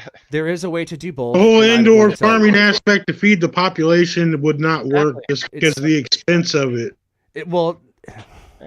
I have ideas. There is a way to do it. Okay. I have ideas. There are a shit ton of empty buildings around the United States and the world that have just been abandoned. If we're going to do both at the same time, if we're going to recycle the land, it only makes sense to recycle those buildings. Do not build new ones. Okay. I don't think so. Otherwise, you would have used it in your initial argument. But moving on. Actually, I've been talking about that for years, bud. But you didn't. So that's okay. You just said vertical. Well, listen, I also had the conversation months ago about why I wouldn't do it because. Well, that was months ago. This is now. Okay, but I'm saying I've already been through that because I don't. Well, I haven't, so catch me up to speed. Okay. I mean, I'm not going to sit here and argue the semantics of this, dude. I know, but you're going to cuss at me, so you want to like make it. When the fuck have I cussed at you? Oh wow, okay, yeah, you have no fucking clue. Okay, bro, all right. We're not having a conversation more. No, not anymore. We're not. You're getting angry. We're not. I'm not angry. But I'm not though. I'm just disagreeing with you with valid points, and then by you continuing to say what you're saying only proves the validity of what I'm saying. That's the fucked up part. Okay, makes a lot of sense. It does though. That's the problem. If you want to build more buildings on soil that's already fucked, that doesn't make. Yes, you did. I said that's why we're having this disagreement because I disagreed to begin with. There are okay. Let me explain something to you. We had COVID happen, correct? Sure, I have no idea what that has to do with the fucking price of eggs in China. You can interrupt me if you like, but I want to explain. So COVID happens, and where was the least safe place for people at that time? The least safe places were the inner cities, where abandoned buildings are, right? So before COVID happened, my whole plan was to go into inner cities and build farms in the abandoned buildings to give to the local people to let them work there, let them get their food there.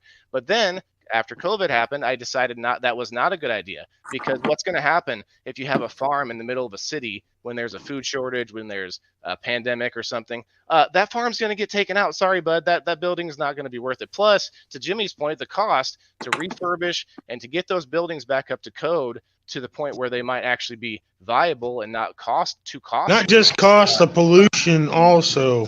The pollution, but then also when you build a new building, what do? You can put new technologies and all sorts of new things. Sunlights. I'm talking about the creation of the electricity to run the lights and whatnot. That's my point. Is when you build a new building, you can put sunroofs in. You can do all sorts of things, geothermal. You can do all sorts of things to mitigate those costs. Now, another idea that mitigates those costs a little bit, dude. But you're talking about feeding the population with indoor farming. I'm talking about supplementing. So I always want to know how to grow things outside. You can't just throw that information out. I'm not saying that that's like again with COVID, supply chains break down. You can't farm indoors when all the supply chains break down. I fully am aware of this. So my whole point is to create methods and ways to either create a surplus of energy through the system or a surplus of something to where it makes it viable cost wise. And I have all sorts of ideas about that. We can talk about it all day. But my point is, I agreed with you about revitalizing the land. There's no disagreement there.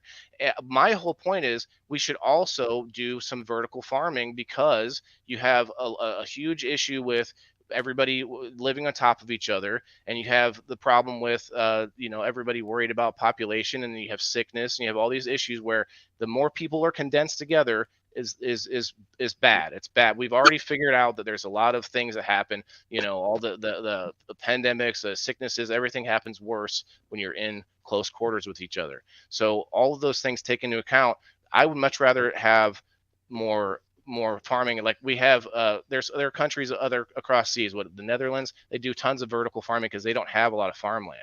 I mean, we can learn from that, and now I can agree with all of you guys. There definitely is not a way to do that sustainable forever because you have to bring the outside inside if you want to grow inside. So I get it. We can talk about that all day. I don't know. You got very angry about me not. I said early on, yes, I agree with you. Revitalize the land. Why would I not agree with that? That's asinine to think I would not say, oh, let's fuck the land. No, I'm not saying that we can grow inside without fixing the planet. That's my whole point. I'd rather planet Earth be like a freaking natural park, and all of us live on on the moon or something. Let me ask you just a simple question, and this is very simple. Have you ever grown anything successfully indoors at a super inflated population, meaning 1,000 of one thing? I've done research on plenty of them. That research is different from doing it. I asked you. People do it all over the world. I didn't ask if they did it. We're not talking about them. We're talking about your idea. I'm asking if you've done it.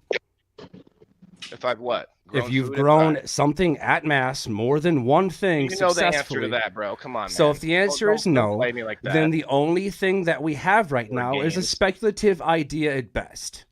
Okay, versus out in the world, yes. Versus actual researched topic phytoremediation. My point here being, how many times can I agree with that? How many times can I tell you that's how many times are you going to interrupt me? Listen, I let you speak. Now let me speak. It's only fair. Okay.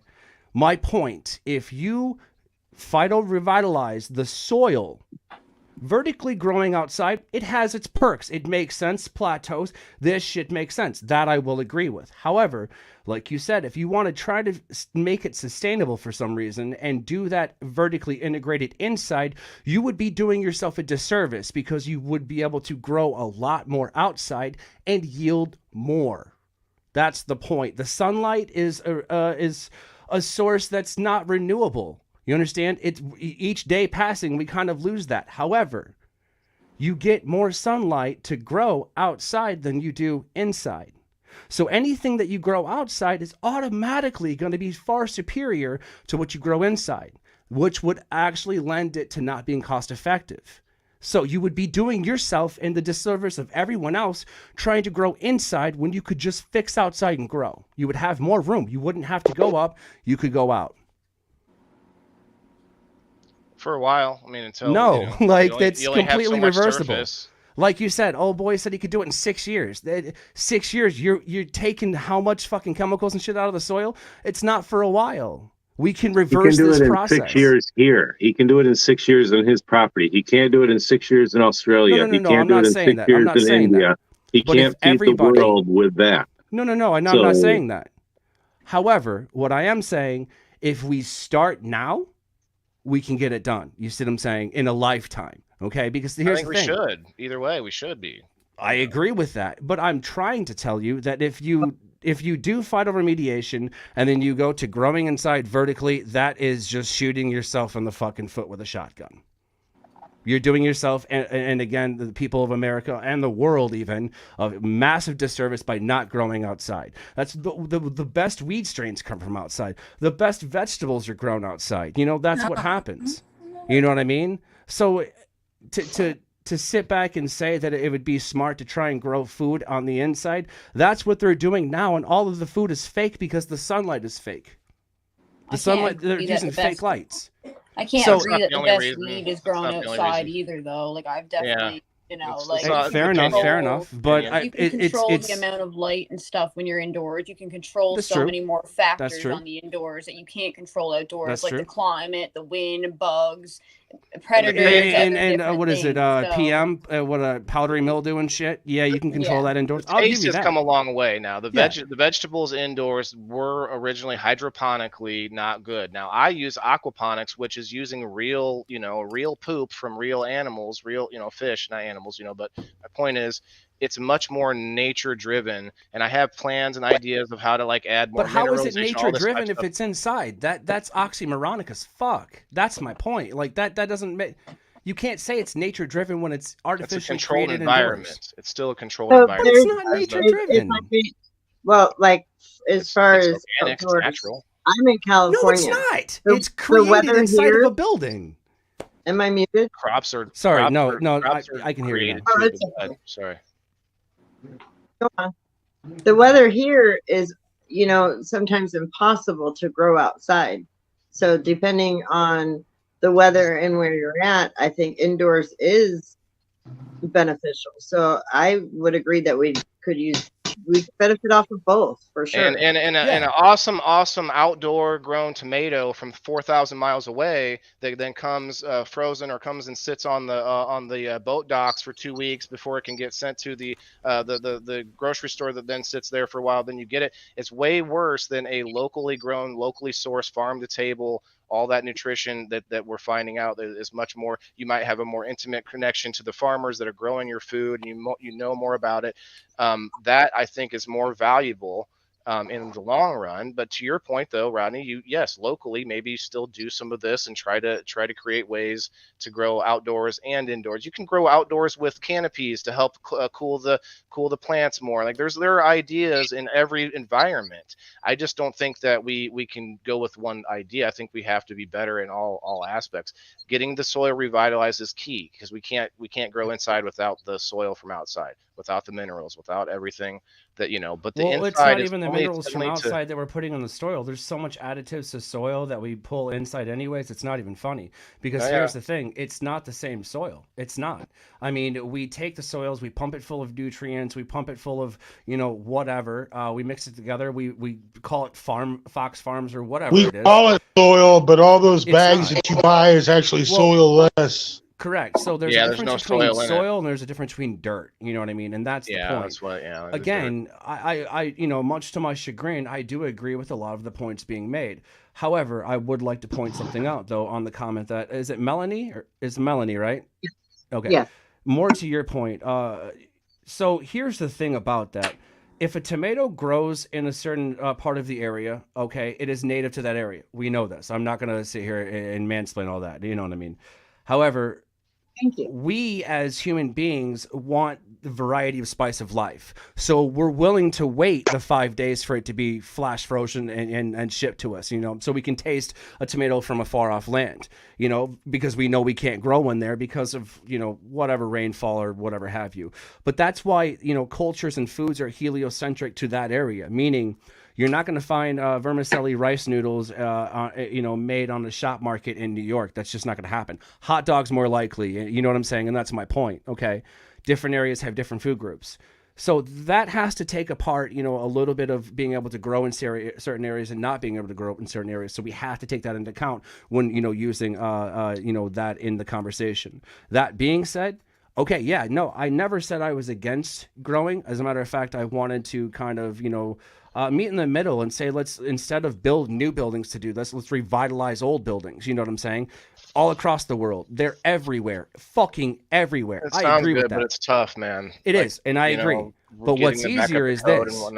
If we take care of the land that we've already fucked up, so if we try to erase some of the carbon footstep, not only are we going to have, better environment around us, we're going to have the chance for better crops. We're going to have the chance for better food. We're going to have the chance to set a certain standard. I wouldn't just say as a nation, but as a, human beings to kind of take that precedence to fix what we fucked up. You know what I'm saying? And I think that learning from that mistake would be far superior than trying to go off and build something in a lab, honestly, because well, I get it, but I want more forest land. I agree with you. We got to stop taking all of that away because growing. That has nothing to do with what we're talking about, though. You understand? It really doesn't. Maybe, but not. But yes, it does, because all that soil you're talking about that we want to revitalize out there, all of those creatures, all of that nature that we're taking away by deforestation, that is what makes all of that nutrient. See, I think that all of that happen. I think when I talk about phyto remediation,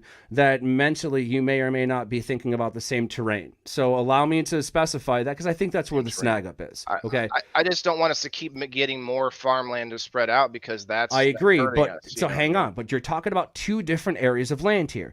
Deforestation is not the same as ruined farmland. That's what I'm trying to say. Okay? Oh, for sure. Revitalize the current farmland. Yeah. No, I am talking about to phytoremediate the farmland that we have ruined. I'm not talking about deforestation. That is a whole different topic. I didn't mean to suggest that. I'm not saying that you would want to do that. So there's the disconnect. You see what I'm saying? But my point is, like, I think even with phytoremediation, because we technically do some of that now by no, we don't. By what do they call the flipping crops? That's not phytoremediation. What's that called? I know it's not the same, but you're just shocking the soil. That's their beans and like, corn, sort of keeping the soil going as long as they can. Right. Well, that's it's obviously not going to be long term going to work. But at the same time, why not? They did it that way for thousands and thousands of years. They also ruined it. Continue to open more farmland, is my point. Like we still continue to keep doing it. So they don't need to open more land, dude. They just need to be more sustainable about their farming practices. Correct. And part of that sustainability is phytoremediation. Appreciate that. That's what. That's what I'm saying. Like it's literally one word: phytoremediation. Please Google that shit. If you don't want to Google it, here, bro. That's right here. Go to Netflix, okay, and watch Kiss the Ground. It's right here. Look up Kiss the Ground. Look up that documentary. You see them saying it'll explain everything you need to know. Mitigate your risk. Identify unknown gaps. Plan and execute. Communicate proactively. Verify actions. This is all. It's from Quality Hub. It's called FDA remediation. Just look up the definition for phytoremediation. I don't really spell it. F what? It's PHYTO. Phyto remediation. Oh, it's one word. General term for several ways in which plants are used to remediate sites by removing pollution from soil and water. Okay. Plants can degrade organic pollutions or contain and stabilize metal contaminants by acting as filters or traps. And we've actually found ways to take metals out of trees. I think it was silver nitrate or something they were able to get out of a tree. It was crazy. Yeah, I mean. But now you see my point. I got what I was. It was pretty simple, pretty easy to understand what you were saying. Remediate the soil, like that's a very easy thing to get. Like I don't see there's nothing that I disagree with there. No, there was plenty that you disagreed with. I mean, if you didn't disagree, then why all the backpedaling? Honestly. I mean, You call it get backpedaling. I think you we know. were talking. We were on two different pages. I don't think I would backpedaled at agree. all. I would absolutely agree, and I found where the disconnect was. That's that's how much I was paying attention. But the fact of the matter is, listen, we can agree to disagree. It doesn't matter. We got to do something to fix this shit. We got to do something because, quite honestly, if you want to get nitty and gritty with it, if the planet in which we live is fucked, the food in which we live is fucked, our mental health is going to be fucked as well. You understand? So. Then it goes back into the whole, reciprocal tautological conspiracies of, population control and if you believe that natural disasters are natural or not, so it's that kind of cyclical thought, so I mean, it is what it is, man. I'm not too god awfully concerned about it, but at the same point in time, I'm going to disagree, but I do find where the disconnect's at. We weren't talking about the same thing. It was very evident that you were talking about deforestation, and I was talking about revitalizing farmland that we've fucked. Yes. So to me, that made more sense. They are very okay. So you're not seeing the connection here, are you? So let me just explain. When you're talking about farmland and the land in general, right? You can talk about all. Okay. All right. So they're very connected, guys. When we're talking about land, that's where we get our food, right? Did he Is there not a connection? He left. No, Yeah, that's the most disappointing part, is that someone can come up and be that opinionated and then just dip because they like that. You guys were finally starting, like I'm you going to said, say, I'm going to call it as it is. Pathetic. But hey, listen, I can take it for a while, guys. But but if I can't dish it back, then that's. Well, that's what I'm saying. You guys were just starting actually, so he just explained. Now you guys weren't just like going back and forth at each other. He just explained his whole side of things and what he was talking about, and now you were just about to. Yep. Stop, StreamYard. Stop booting me. Anyway, sorry, I got a call. Yeah. Am I muted? No. No. Okay. So yeah, and you were just about to explain your side of it, of how you find there is some sort of connection between the two. Like you weren't about to say anything bad. You weren't going against what he was saying. You were just going to say how there is a connection between it after he just explained his side. Yeah, I wasn't making that yeah, up. and he just totally I look up and he's really quiet for a second. I'm like, what's going on? It's quiet now, and he's gone. I'm like, right. I don't like being cussed at, guys. Like we can have a disagreement all day long, but I actually Oh, was agreeing with right. everything. I thought that you could have both ideas. Like you could have two things. Like you can definitely supplement with vertical farming while also doing farming outside with what we currently have. But you could also, I could see them doing both, revitalizing soil and making new farmland, which is where I disagree. He said that he's not saying that he wants to make new farmland, and that's where that was the disconnect that I found. Like, okay, so he's not talking to, so I think he would agree with me that maybe not to continue making more and more farmland forever, because we are doing that in Brazil, guys. Our rainforests are being wiped out. Like that shit isn't healthy for the rest of the planet, obviously, and we have to worry about that because we all breathe oxygen.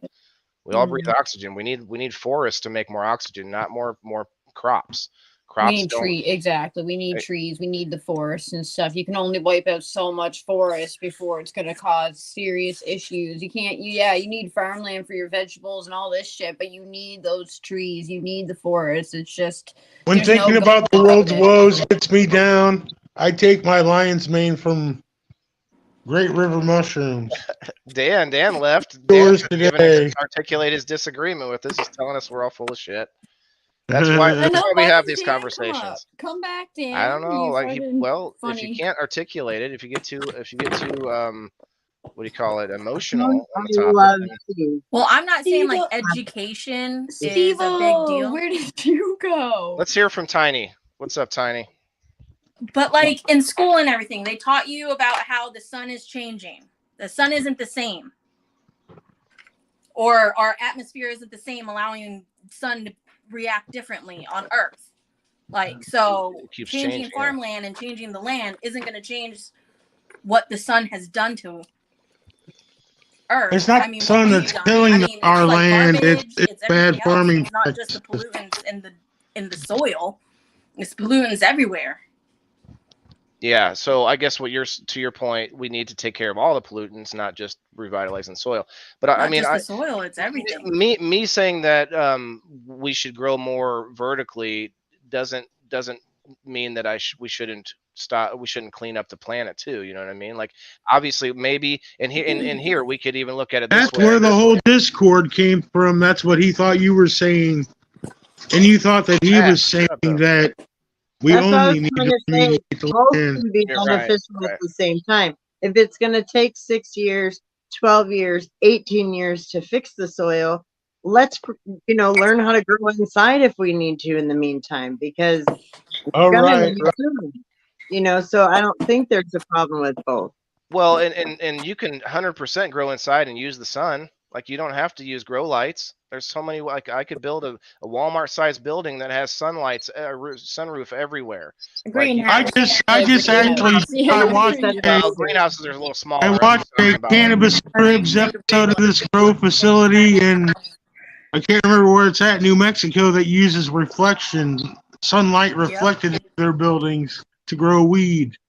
Yeah, I mean, you got to be careful because it can like concentrate and burn things. But yeah, I mean, there are so many natural ways you can grow in soil, but also inside and also using the sun. I mean, but like you said, why can't you do both? You can. That's why I said that so many times. Like, yeah, exactly, and that's what you're saying. You should be able to do both, and like Melanie was saying, until we fix what needs to be fixed, and until we take care of the soil and the land and stuff, we should be making use of what we can and making sure that we're prepared and also educated and stuff on what we can do, in the meantime, or in case the time comes that we can't, be growing these things outdoors, or that we're in certain temperatures and certain parts that we can't even grow outdoors in general because of heat and climate and whatever it may be. So yeah, you should have education and be able to do both. I think growing indoors and outdoors.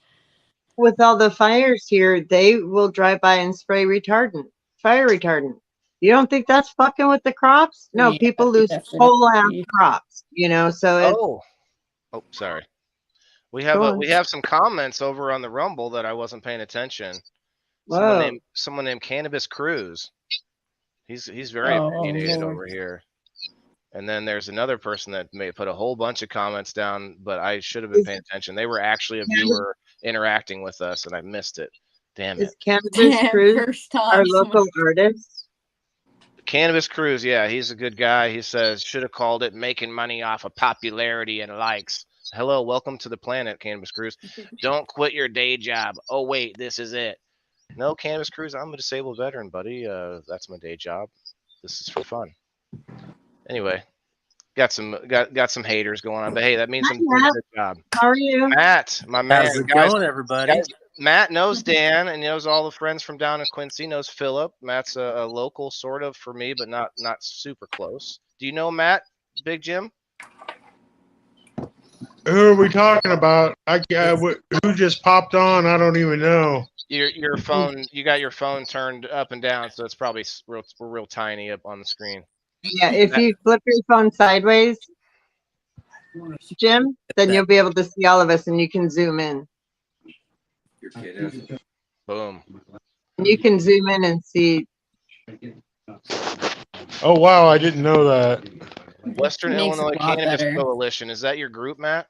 That is my group. So okay. Basically we're working tri-state area, Illinois, from basically Quincy is the center point, about 100-mile radius, just to be proactive as far as new and developing hemp legislation and cannabis legislation to kind of support the local businesses in this area against the big canna complex. And then also to help local employers, regional employers adapt and adopt cannabis-friendly workplace policies that protect the safety and security of the operations on the side of the employer, as well as allowing their employees to be able to access the benefits of cannabis. So awesome. That's awesome. Amazing. Yeah. It's a movement. We're starting it off as a group, but end state is to formalize ourselves as a non-for-profit. So, well, I mean, I haven't met Matt yet, but I've heard about him. It could be good. One of my Quincy guys. He's right here in the screen. Matt, Zach Miss Burton says, "Love you, Matt Anderson." That's my best friend. Oh, he loves you. Yeah. Oh, thanks, Zach. Hi, Stopping by, man. We got a bromance going on. Well, and I'm glad he found you, because StreamYard doesn't send out notifications to your followers or anything like that. Yeah, tagged a couple people in the chat. So nice. Came Appreciate that. It definitely helps, man, because I hate to keep repeating myself, but there's always random people that pop in that may not have heard me say it before, but man, they're helping me out. There's Facebook's for my own good, not allowing me to share. I'm not banned. I didn't do anything wrong, but they're protecting me for my own good. They're so nice.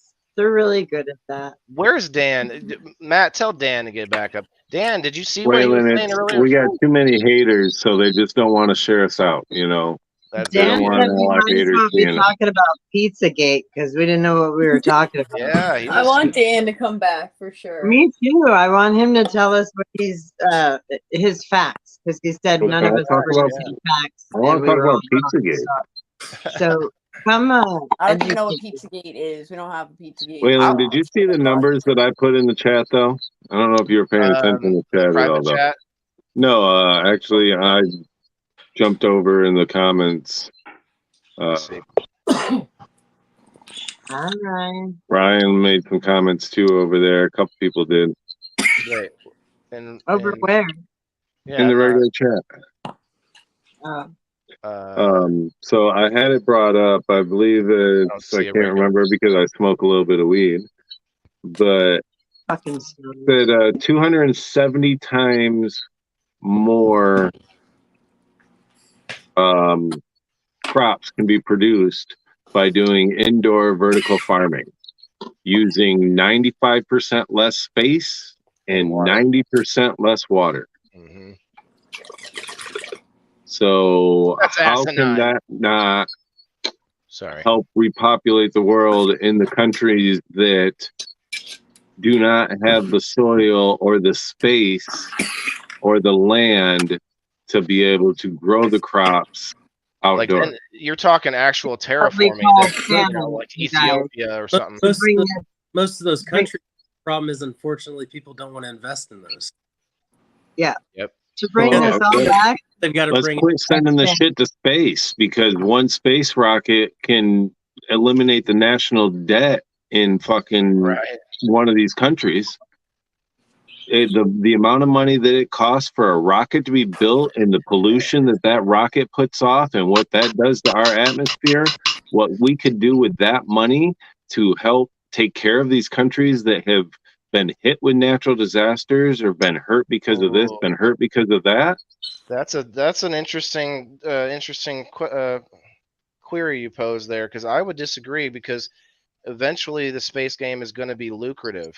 Therefore, you're going to have a lot of jobs there, I think, eventually. And the reason I think eventually you're saying cut our losses and metals. No. I just mean I wouldn't stop sending rockets up there. First of all, we're making that more privatized anyway. So to your point, maybe not spend the stupid amount of money that the government does on a rocket, because they're spending whatever, like billions more on rockets, since they're not trying to go reusable like Elon Musk is. So and then on top of that, they spend $600 on a toilet seat, whatever, but it's probably $6,000 nowadays on a toilet seat from the government. Well, so look at the that's damage that the last one did.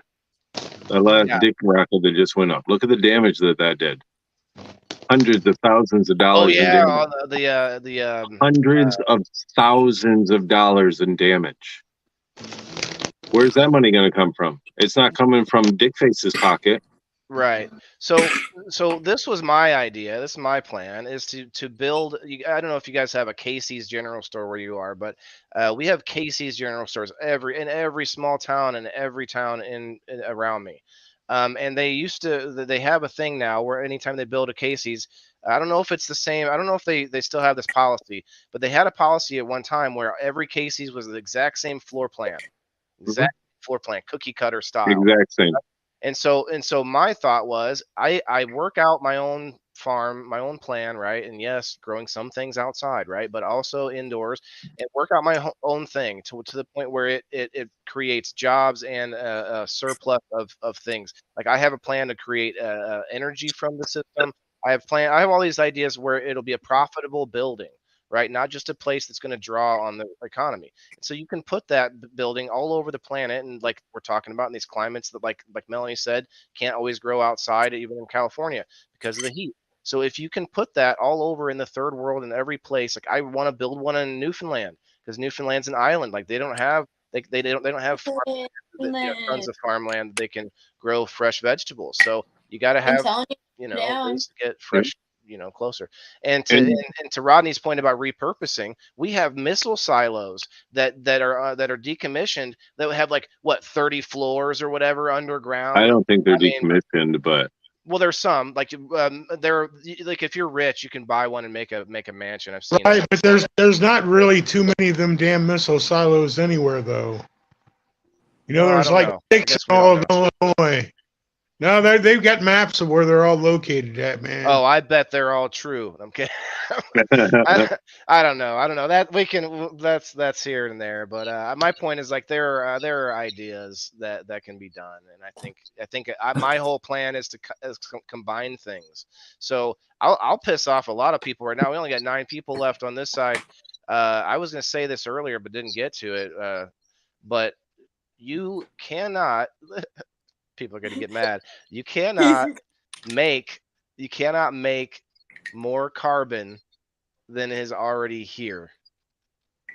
Correct. All the carbon that we are burning, all of the everything that everyone's worried about, it's been here. It's already here. It's been here.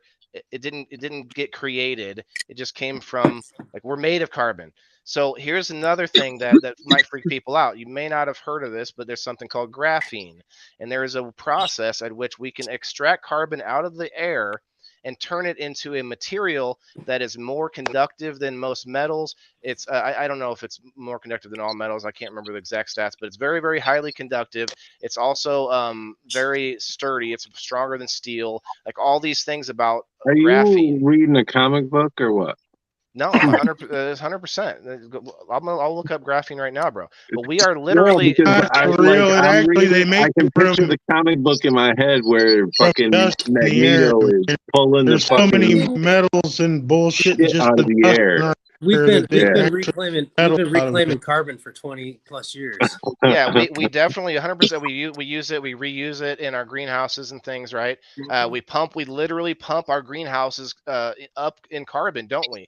We literally we artificially pump the carbon up to like 1,000 parts per million or whatever inside greenhouses. Now, why would we do that if it was unhealthy for us? Why would we do that if it was bad for something? Like, no, this is all. None of it makes sense. The guy that created the Weather Channel, he's a meteorologist. I forget his name, but the man was ousted by the Weather Channel eventually because he wouldn't go along with the narrative as they kept pushing it.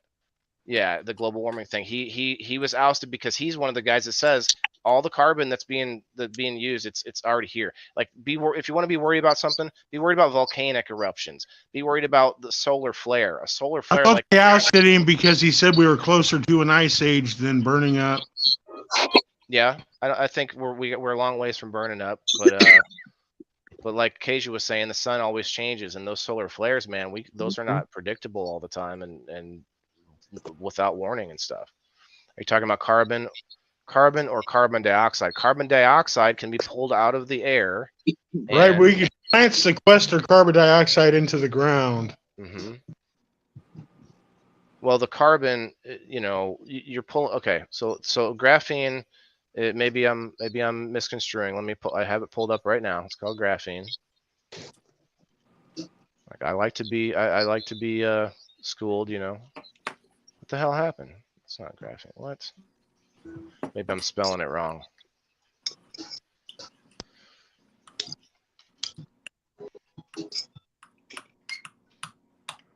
Well, let's go back a little bit. You were saying that, even with the indoor farming, just because I'm going to be stuck on this for a minute. The farm equipment the pollution that the farm equipment puts off is astronomical. You move that indoors to where you don't have that farm equipment, where you have a smaller handheld things that aren't putting off them hazardous gases, chemicals, all of that shit, all the oil needed, all the fossil fuel needed to run them equipment. Seems better to me. Right. Well, and they're working on the nutrition side and the taste side indoors, because that was lacking with hydroponics. I think aquaponics brings a whole nother level of that nutrients in that with a healthy ecosystem. Now, We learn to do it ourselves, then we don't have to worry about the government feeding us. Yeah, we don't actually need dirt in the system. What you need is what the dirt holds, which is minerals and nutrients and all that. So if I can find a way, like I literally am thinking of like Willy Wonka's chocolate factory where he makes the chocolate waterfall. Instead, I'm thinking in aquaponics, I could make a literal like a little riverbed of rocks that add in minerals back to the system to where the entire thing is completely fully revitalizing. But that's a down the road thing. Let me show you this. So this is a graphene thing. It says graphene can be made in a flash by using electricity to zap nearly anything that contains carbon, including discarded food, plastic garbage, wood clippings, rubber tires, biochar, coal, and petroleum coke from oil refining. Currently, the most common way to make graphene in bulk is via exfoliation. Carbon nanotubes or cylindrical shaped molecules made of carbon atoms. A sheet of graphene can be rolled up to make a carbon nanotube. So to Valerie's point, maybe they can't pull it right out of the air, but the stuff in the air gets absorbed by plants, and that's how it becomes stuff in the ground. Well, I was told that's why they're finding recently metal in our bloodstream and our bodies and stuff like that. From carbon because dioxide? there are, Or from metals in the air. Well, okay. from So metals in the I just air, mean, they'll okay. be pulling the car, because there's so much shit in our air that we don't even realize. Smog is Like real. the Smog is, plastics, it's the metals. There's the plastics, I every think, are single more one of us scary than are anything. inhaling feces right now. Every single one of us. Anybody that has pets in their house, it's in the bathroom. It just happens, So We are pretty nasty creatures, aren't we? we are. Our humans are probably the nastiest. We can be nasty verbally too. Man. Glad I had my Reiki massage earlier. I'm taking my ball and I'm going home. More than one person. More than one person. I'll have to see if Dan's okay after this. Where'd you go, buddy? Yeah, we're inhaling our ancestors. Interesting. Everything. That's actually a scary thing about if we're talking back in the soil discussion. The people that had like the whole money racket behind embalming bodies when we pass away, you are forced to embalm almost basically because it's a whole money racket. And what is that doing to our bodies? Well, basically there's nothing good left for any of the bugs and the stuff in the soil that we used to we helped revitalize. So what are we doing? We are carbon-based life forms pulling carbon from the planet, right? And then when we die, we're not adding it back anymore. Or at least a good portion. I'm sure there's plenty of people, randomly and Do they embalm you if you get? They don't embalm you with cremation, right? Yes, they do. You still have to. Did we talk? Was that you, Melanie, when we talked about that? It was just the other day. Yeah. Yes, they still make you pay to get embalmed. Isn't that messed up? That's a racket right there. What is it? Embalming a body when it What's pass. that? The embalming. So like they take out all of your innards and stuff, and they use the embalming fluid to make the body preserve for a long period of time. So like you can have the wake, you can have the funeral, and then I don't know what the main reasons are for it, but I know they just to preserve the body. I don't want to get. No, they don't. Valerie says, okay, No, maybe not everywhere, probably different places. They don't. And Somebody said they did. I don't know who it was. Without being gruesome or gross or They anything. don't do it everywhere. Being Native American, we don't embalm. Yeah, And I can tell you why people do embalm is before- because just in a couple Hold on. days. Melody's talking there. Give her a second, Jim. Give her a second. Melanie, what were you saying? Oh, I've seen somebody like right before they've gotten cremated, and they warned me. They don't embalm them. They don't do anything. Like, It might depend on where you're at, I guess. Maybe you're but right. this also says no exclamation mark. Embalming is not necessary for cremation for a service taking place after cremation. Jim, However, sorry. embalming is required if the service will take place with the body present before cremation. Right, because they want you to be able to see the body and not. If you have a viewing, yes. If you have a public viewing, then they will embalm it, but not if you're strictly just doing the cremation. Jimmy, So- sorry, brother. Go ahead, Jim. Sorry. Sorry. Was that basically the The same? reason they do embalm is the change that the body makes is so rapid, it would really disturb people. Oh yeah. Yeah. That's fine. Yeah. Because the way that we do it, I mean, the way that our tribe does everything, you can't even have anything artificial anywhere around your body or in the casket or near you. Okay. Well, I stand corrected. Listen, I can stand corrected. I'm not going to get angry. Right. But that's why they embalm.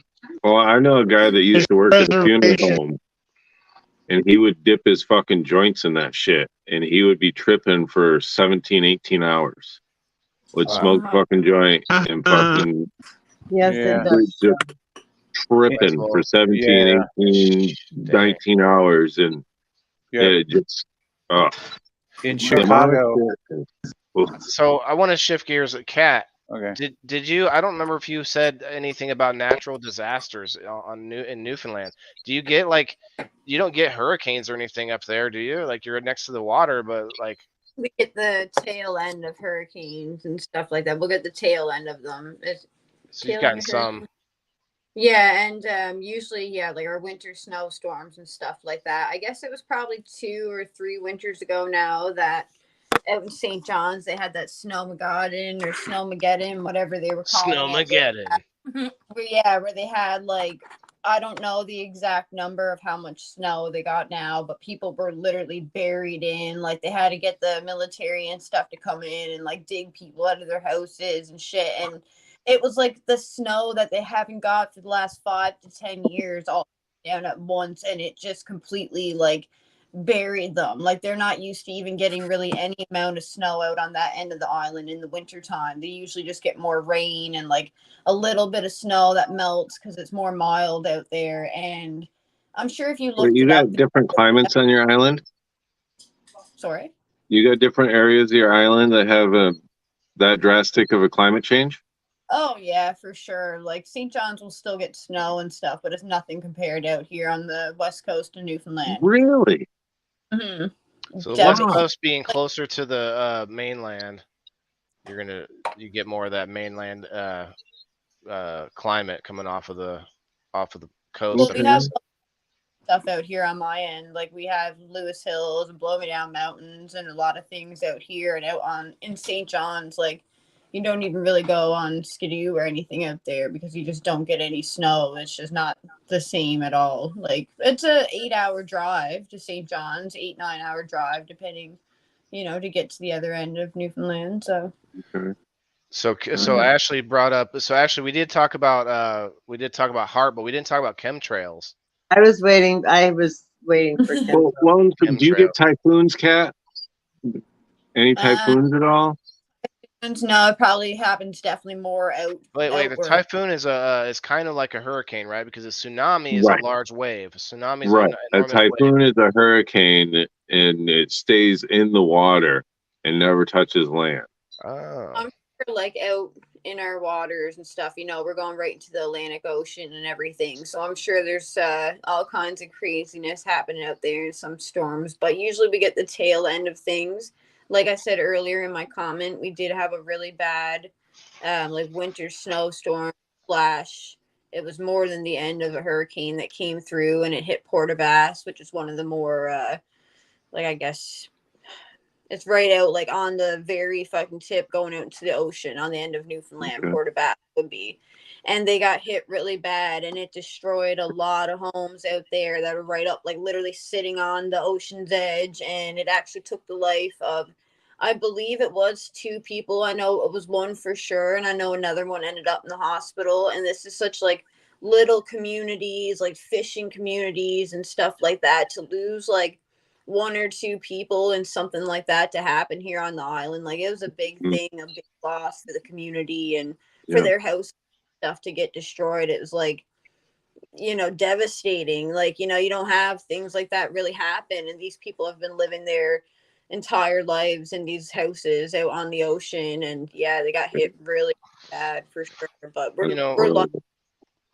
We're going to talk about chemtrails, but I want to point out that we recently, I think it's been recent that we discovered that the Earth's poles shift like on a natural basis. So it's not like our whole planet's going to flip, but the weather does change as the Earth kind of does its thing. I think it has, Waylon. I truly 150,000% believe that we have made it all the way around. I think we have. I've heard that theory before. And like, go ahead. Sorry, Kat. I was just gonna say with like the plates and the tectonic plates or something always like shit. I think that we're those shift a lot too, yeah. Too, so if the Earth's volcanic stuff is scary. There's some like super volcano in places. The fossils that we've found in areas, it's just unbelievable because they wouldn't be there. They couldn't exist there. Well, evidently they could exist there if the fossils are there. So at one point in time, the climate was totally 100% different. Well, how was it different? Because it was in a different area. I've heard this too, Ryan. But then people still argue that there are different things. There's 2 different things. Some planes are shooting out vapor, and then other people say that they're still planes that have chemtrails or metals that they're spraying. What is it like? Was it silver nitrate or something? I forget what it was that the theory is. I'm not going to look it up. It's a conspiracy theory. We're not going to get into it, but we can get into what we all know about it. Like I'm not gonna go down the internet rabbit hole on it. But we can talk about it here. I think a whole other show. Confuse chemtrails with crop dusting sometimes too. Yeah, possibly. Yep. Because and then there's more, like Melanie said, they dump shit here on the fires or on the shit just so it doesn't catch fire. They go by spraying that shit. So trying to help one thing and damaging other. Yep. And I mean, we've all driven down the highway. The sign says no spraying for the next 10 miles or the next 5 miles, because of the crops that are on the side of the road. Well, what are they spraying? Why would them signs say no spraying for the next X amount of miles? What are they spraying? Pesticides, Roundup or whatever. Yeah. Other shit that's can't bad spray for Roundup us. anymore. We all fucking everybody won money off of Roundup. Ryan, come up. Ryan, I'm just sure saying. I was just stating that that people still take that into consideration. I have heard that same thing though. That when you see those long trails, it's a vapor that comes out. Yeah, it's frozen ice. I mean, if you've been on a plane, you can see that shit in different weather and everything. It's fucking forming on the plane, and it gets scary up there. Well, and you're putting a jet engine, that type of heat through the upper atmosphere, which is colder anyway up there, right? To Ryan's next comment, there would need to be right, like there would be like, but that's the same argument I have with any of these conspiracy theories of like, say, like, oh, like one organization runs the whole planet. It's like, how many people would have to be, first of all, in on it, but secondly, never making any mistakes. Like, think about the people you work with on a daily basis, and think about Tim or Fred who decides they don't fucking care today, and they take the day off, or they say fuck it and they decide to quit, and before they quit they miswrite everybody's paycheck. Like that shit happens in any organization that's bigger than one person. And even one person, I could tell you from a one person organization that I get lazy as fuck and I do shit that I shouldn't be doing every day. So if you want to think of some like conspiracy like chemtrails or Illuminati, like, man, come on, think of all the mistakes that the human error would throw into that kind of mix, man. Like, it just like I like to watch and some of this conversation is connected, but I watch this guy on YouTube. I used to. He calls himself a futurist, and he talks about today, and then he extrapolates that out into the future, and he talks about what what we could do and what things could happen. But obviously, all those things can only happen if we get out of our own freaking way. Like the sun might be expanding, but we also can eventually like he extrapolates all the way to the point where we've taken every rock, every planet from the solar system and terraformed it around the sun, and then you engulf the sun in a Dyson sphere, and that's a Kardashev, is it 2 or 3 civilization? But basically you're absorbing every ounce of energy from our sun, and that's basically at the point when we don't have nothing else here. We got to go somewhere else. Like and that's pretty insane that they think about that. Like the sun eventually goes out, and so you gotta, so that shit's supposedly happening. It would be Armageddon. And you know what? The Armageddon thing is funny to me because it could be all relative, right? The end of days. It could be 1,000 years. We could be in the middle of it right now. It could take, it could be like the end of civilization could actually take, 1,000 years. We don't know. Oh God! I think every generation. The end. You know what, Steve-O? You haven't said anything all night, and here you come in and talk about religion. Bring him in. Bring God in. Oh, yeah. Guilty. Sorry. I think it just starts over again. I don't believe it's the end. No, me neither. I think it starts over again. All good, Jimmy. Appreciate you. That's what y'all. The sun is going to explode. Yeah, but when new suns get created, they started looking at. Do you guys remember the whole thing where they were looking at the trying to look at if the universe was expanding, and now like they can't ever figure it. They can't decide because now they think it might contract back in on itself and implode, and then they think it might just keep expanding forever. We don't know. What do you think, Matt? Stoner thoughts? I'm just trying to figure out where global warming comes into all this. It absolutely is all part of it, because you can literally think of like solar system warming. You could say, like it all will eventually affect us, right? It's back there to Spaceballs. You put that protective layer around the whole planet. It's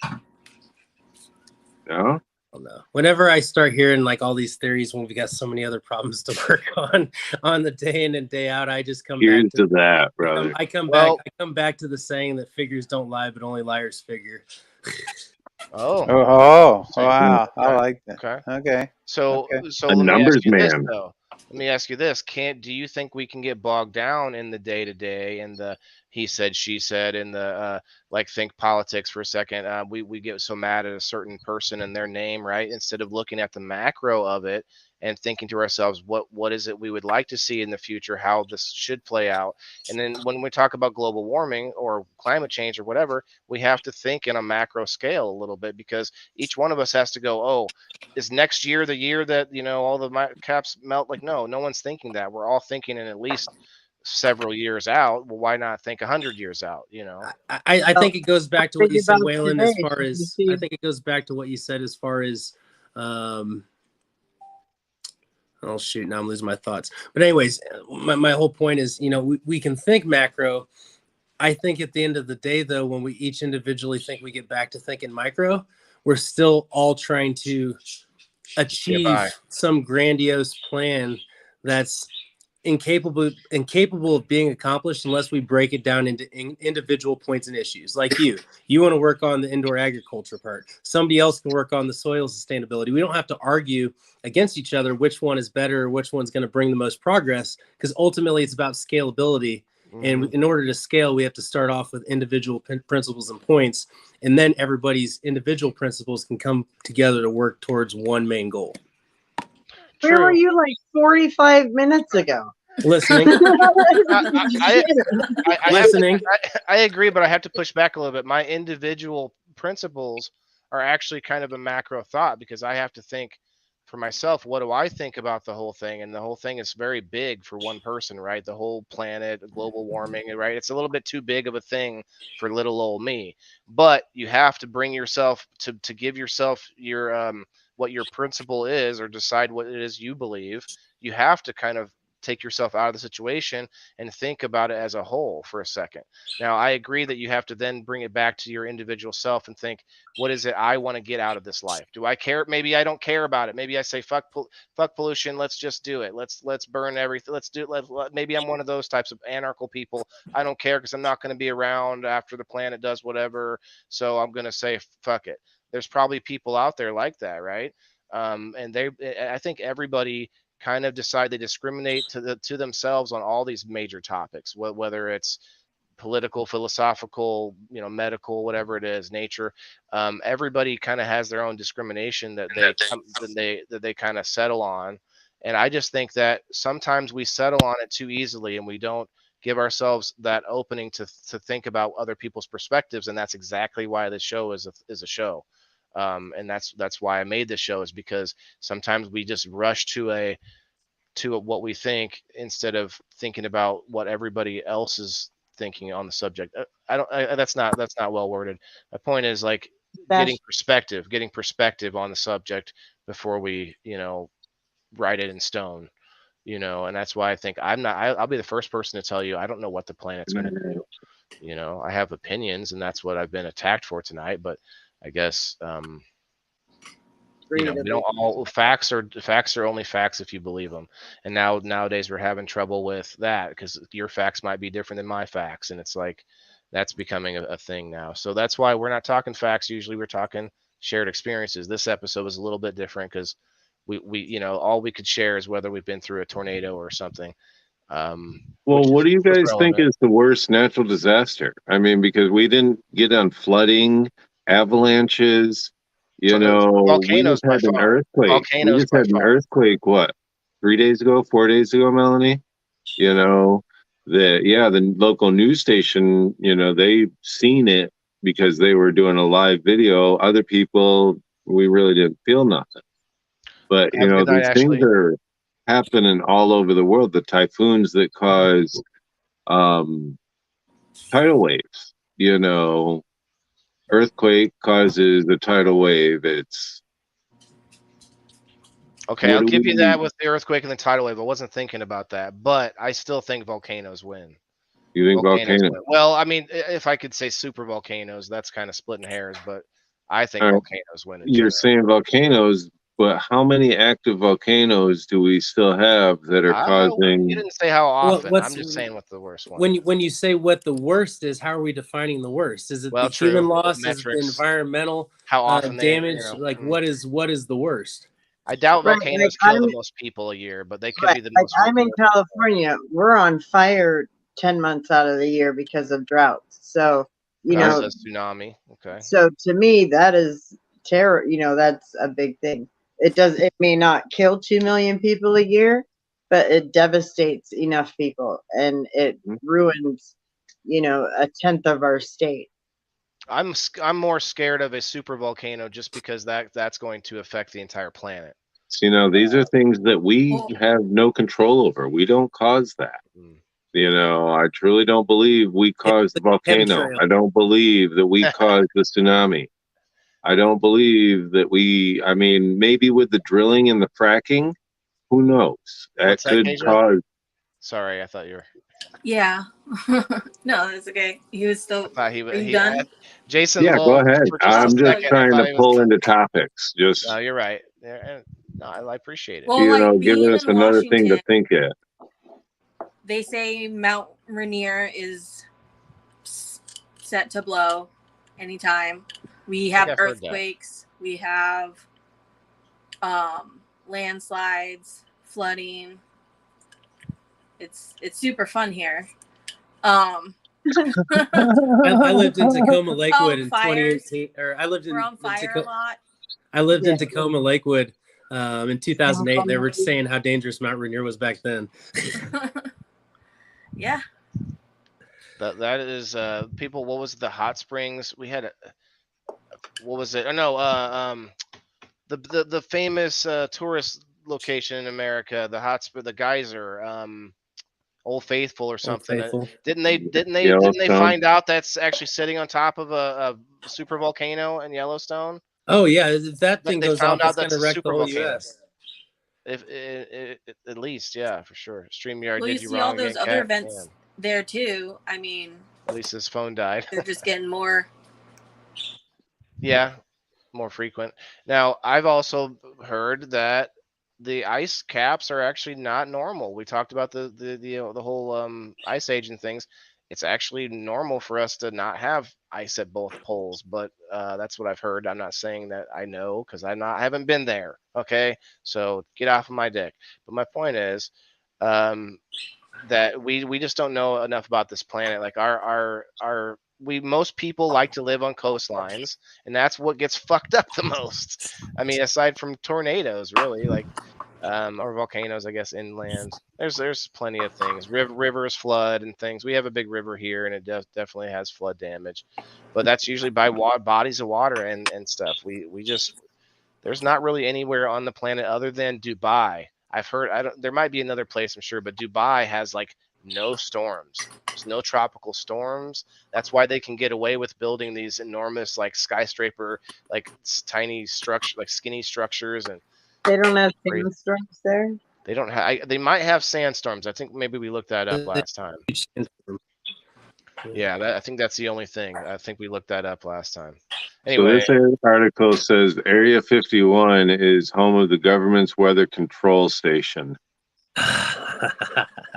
Oh, of course. So how much stuff do we see launch out of Area 51? You know, is there different planes? We do see a lot of different UFOs, unidentified flying objects. You know, I guess I could see where they're saying that could be the government's weather control station. So that's another topic. UFOs. Writing that down. Are they real?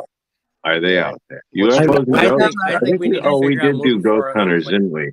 That'll come up in conspiracy theories. UFOs, share your experience. Is there anybody that has been anally probed? Right. Well, I want a firsthand.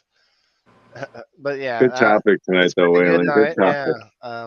I like to stir some emotion sometimes, and Matt. I doubt that was on purpose. A lot of people keep getting booted for different reasons. Steve-O. Yes, sir. You ever been through anything? Like you're up there near the lakes. They probably cause some craziness sometimes, huh? Well, no, I mean, we don't get anything except for tornado scares and big thunderstorms that come through because of the lake effect. But you know, of course, we get lake effect snow that other people don't get in the area. But other than that, I mean, we're pretty much basic Illinois, kick your ass every season kind of weather around here. You know, every season. Also, it's a little colder up there down here for sure. Yeah, you definitely get about 3 to 4 weeks of warmer weather before we get it. That's for sure. I've been through a sandstorm. I can give you guys firsthand experience driving through a sandstorm. It was fun. Yeah. Wearing goggles with the windows up. Yeah. I don't know what that means. What Valerie's saying there. What is that? The town in the southwest of Spokane was covered in pumic stones. Pumice stones. Pumice stones. Oh, that's Spokane is volcanic ash or volcanic stone. Yeah, a little earlier she said that one blew. Near Mount Rainier. She lived in Spokane, and Mount St. Helens blew. They had 1 to 2 inches of ash over the whole city. She said they tried to activate the emergency broadcast system, but it failed. Wow. Too much ash sucked into the system or whatever. Jeez. Yeah. I remember when Mount St. Helens erupted, I believe I I remember sitting in school, in elementary school, and they rolled in the AV cart so we could watch on TV what was going on with that. I think it What year was that? Early 80s. Mm-hmm. Or we watched a movie on it, one or the other. Well, I mean, Dante's Peak. He said, I was watching a movie. It was